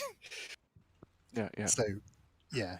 So it's a point of contention, and there's a lot of posts about this, especially recently, and a lot of bad ideas. On the Battlefront forum? Yeah. Yeah, I try to avoid it. I mean, yeah. Sometimes it's just unhelpful or just like, but why it does not simulate soldier having their knuckle broken when they run. You know, it's like, what, man? I mean, Yeah. Yeah, you're not wrong. I don't know. I think sometimes you just have to accept what CM for what it is. It's just first it's just a game, and it has its limitation. And, I mean, But I mean, which is you true cannot for enforce things also on it. yeah, but it's also I think it's also a lack of understanding about what it's actually doing or trying to do as well. And there's an awful lot of reading into it, whatever whatever assumptions or whatever idea is there. There was just a stupid example, but there was a thing about the length of battles. Well, I think I was talking about this earlier, but the length of battles, and there's an idea that's been bandied around for years about combat mission being the battles being sped up, but they last far shorter than they would in reality. And I've been playing this game recently, which is a declassified professional war game. So it's from 1956, which is very focused on the timing and the organization and everything. And one of the things is that battalion-sized battles are the estimates for how long they take are between 2 and 4 hours, which is combat mission. Oh, That's yeah. so. What do you want here? And this is 1956, so it's still true apparently, but but nevertheless it's definitely this is from World War II data, so this is like very clearly true for the World War II titles at least. It's There's just not like the things about the casualty, like in reality, maybe one side or the other would have withdrawn before having sustained so much losses or so something like that. there will be some things. So I'm always suspicious about the casualty remark because I'm always a bit suspicious by how bad people are at combat mission. So, like, People are terrible at combat mission. I'm terrible at combat true. mission. I mean, Yeah, everyone I'm is. durable too. I mean, I will never pretend to be, but it's just things I read because I don't play a lot of QB and stuff. I don't Yeah. play QB at all, so I don't know. But like everybody is, but in particular, having like, I mean, it's arguments like that. That there's no point in going hull down in a modern title or something, or just like you can read between the lines about what people are doing and how they're getting into these situations where they're getting themselves wiped Yeah, out, I and it's see. just I like see. I wonder sometimes, because I mean there is a correct number of casualties and it's kind of zero.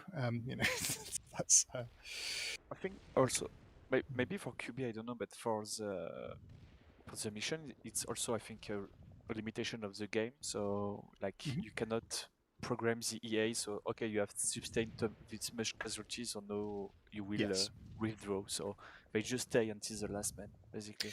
Yeah, I mean that's not entirely true, because they will surrender after a certain point with the points. So if you set up the the scenario conditions correctly, or at least not incorrectly, if you set the scenario conditions such that there are a significant number of points with the units, then when those units are destroyed, they will eventually surrender, whatever that threshold actually is. But yes, no, but I mean, like, yes, there are limitations for it isn't reality. But yeah, after for me, I don't really care. It's not important. It's just Yeah. like the point of some people made. Yeah, yeah.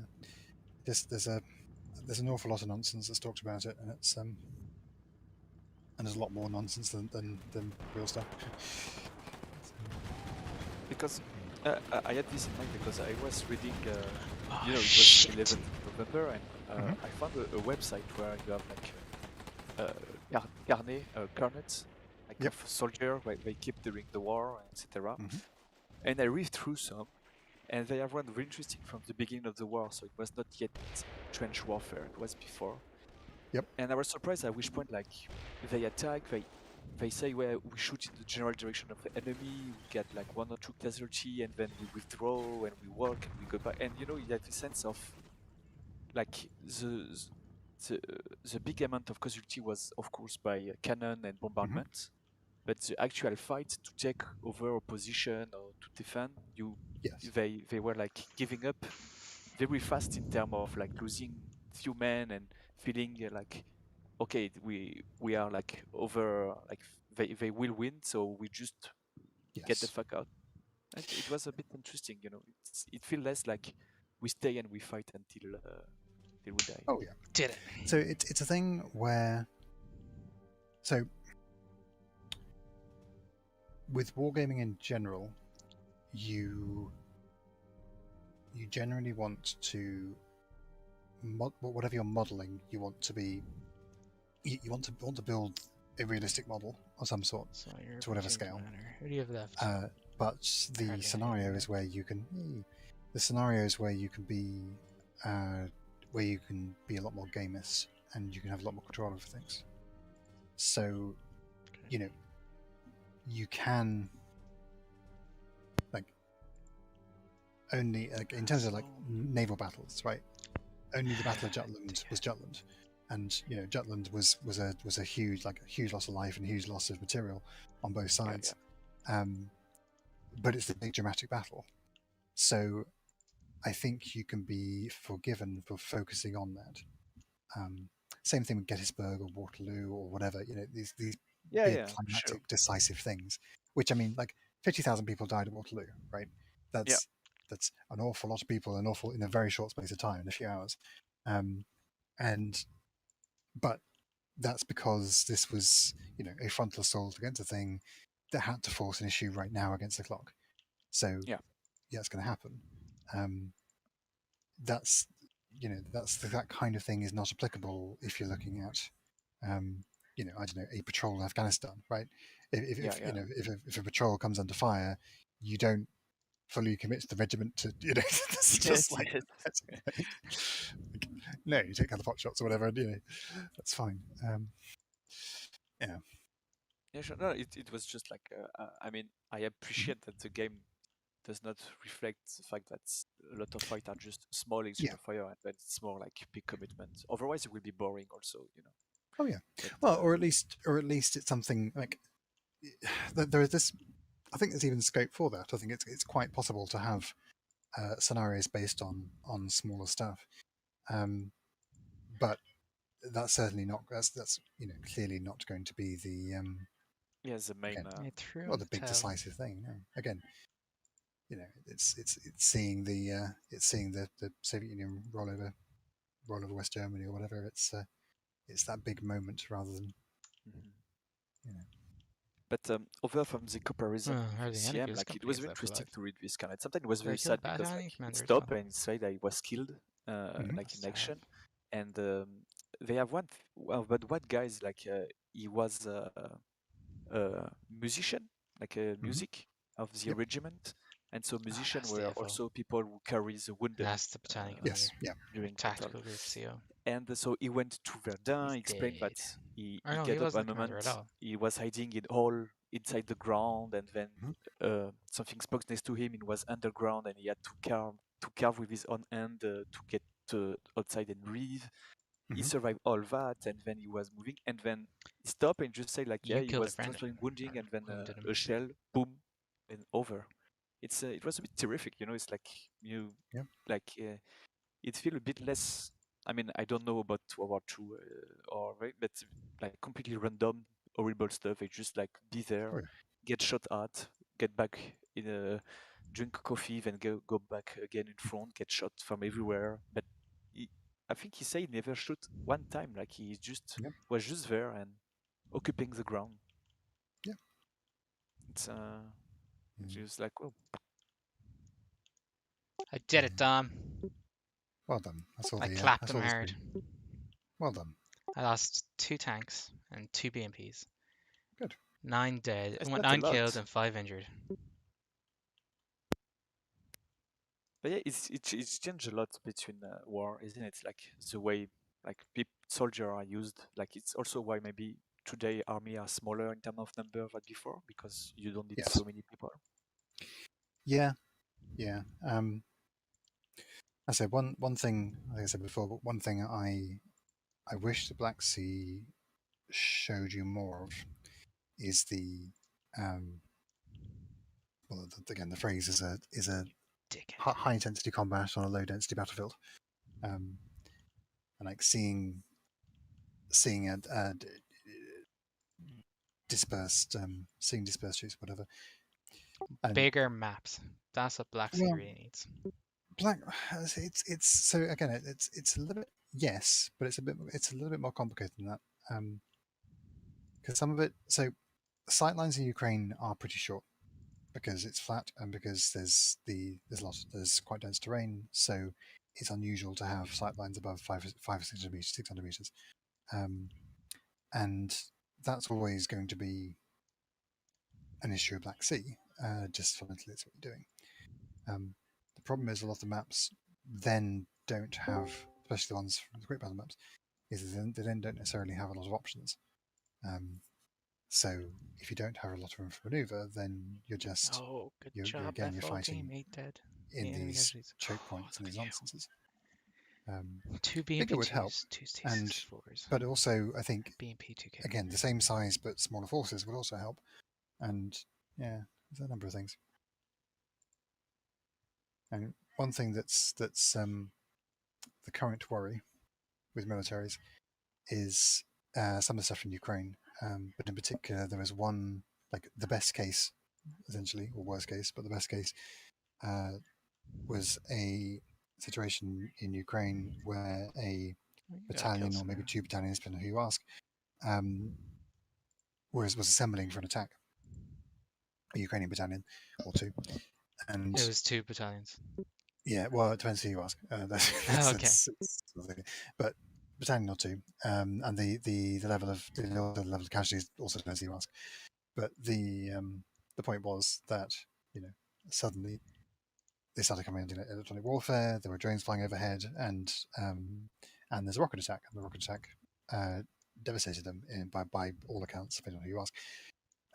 But point being that everybody is trying to avoid this in different ways. Yeah. And everybody is trying to disperse more and trying to do more spaced out, whatever. And it's one of the problems one sort of unsolved problems that Combat Mission Black Sea can actually answer quite well, or at least provide a vehicle for answering.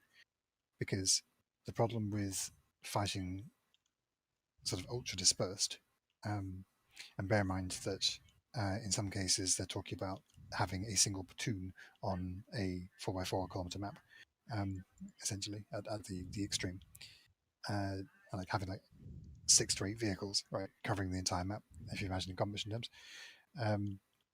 then the problem then is how do you fight? How do you survive in that situation when what's coming at you is a company or a battalion? Alright, thanks for Because watching, guys. I'm going to end it you've here. got 6 tanks Thanks or for 6 watching. vehicles, I won. and those It 6 was a good vehicles one. are not And going to survive I think it did against pretty a good. motor rifle Could battalion. have been better. And maybe you can stop them happening, but maybe you can't. And what if you can't? And it's just, yeah. Yeah. I see what you.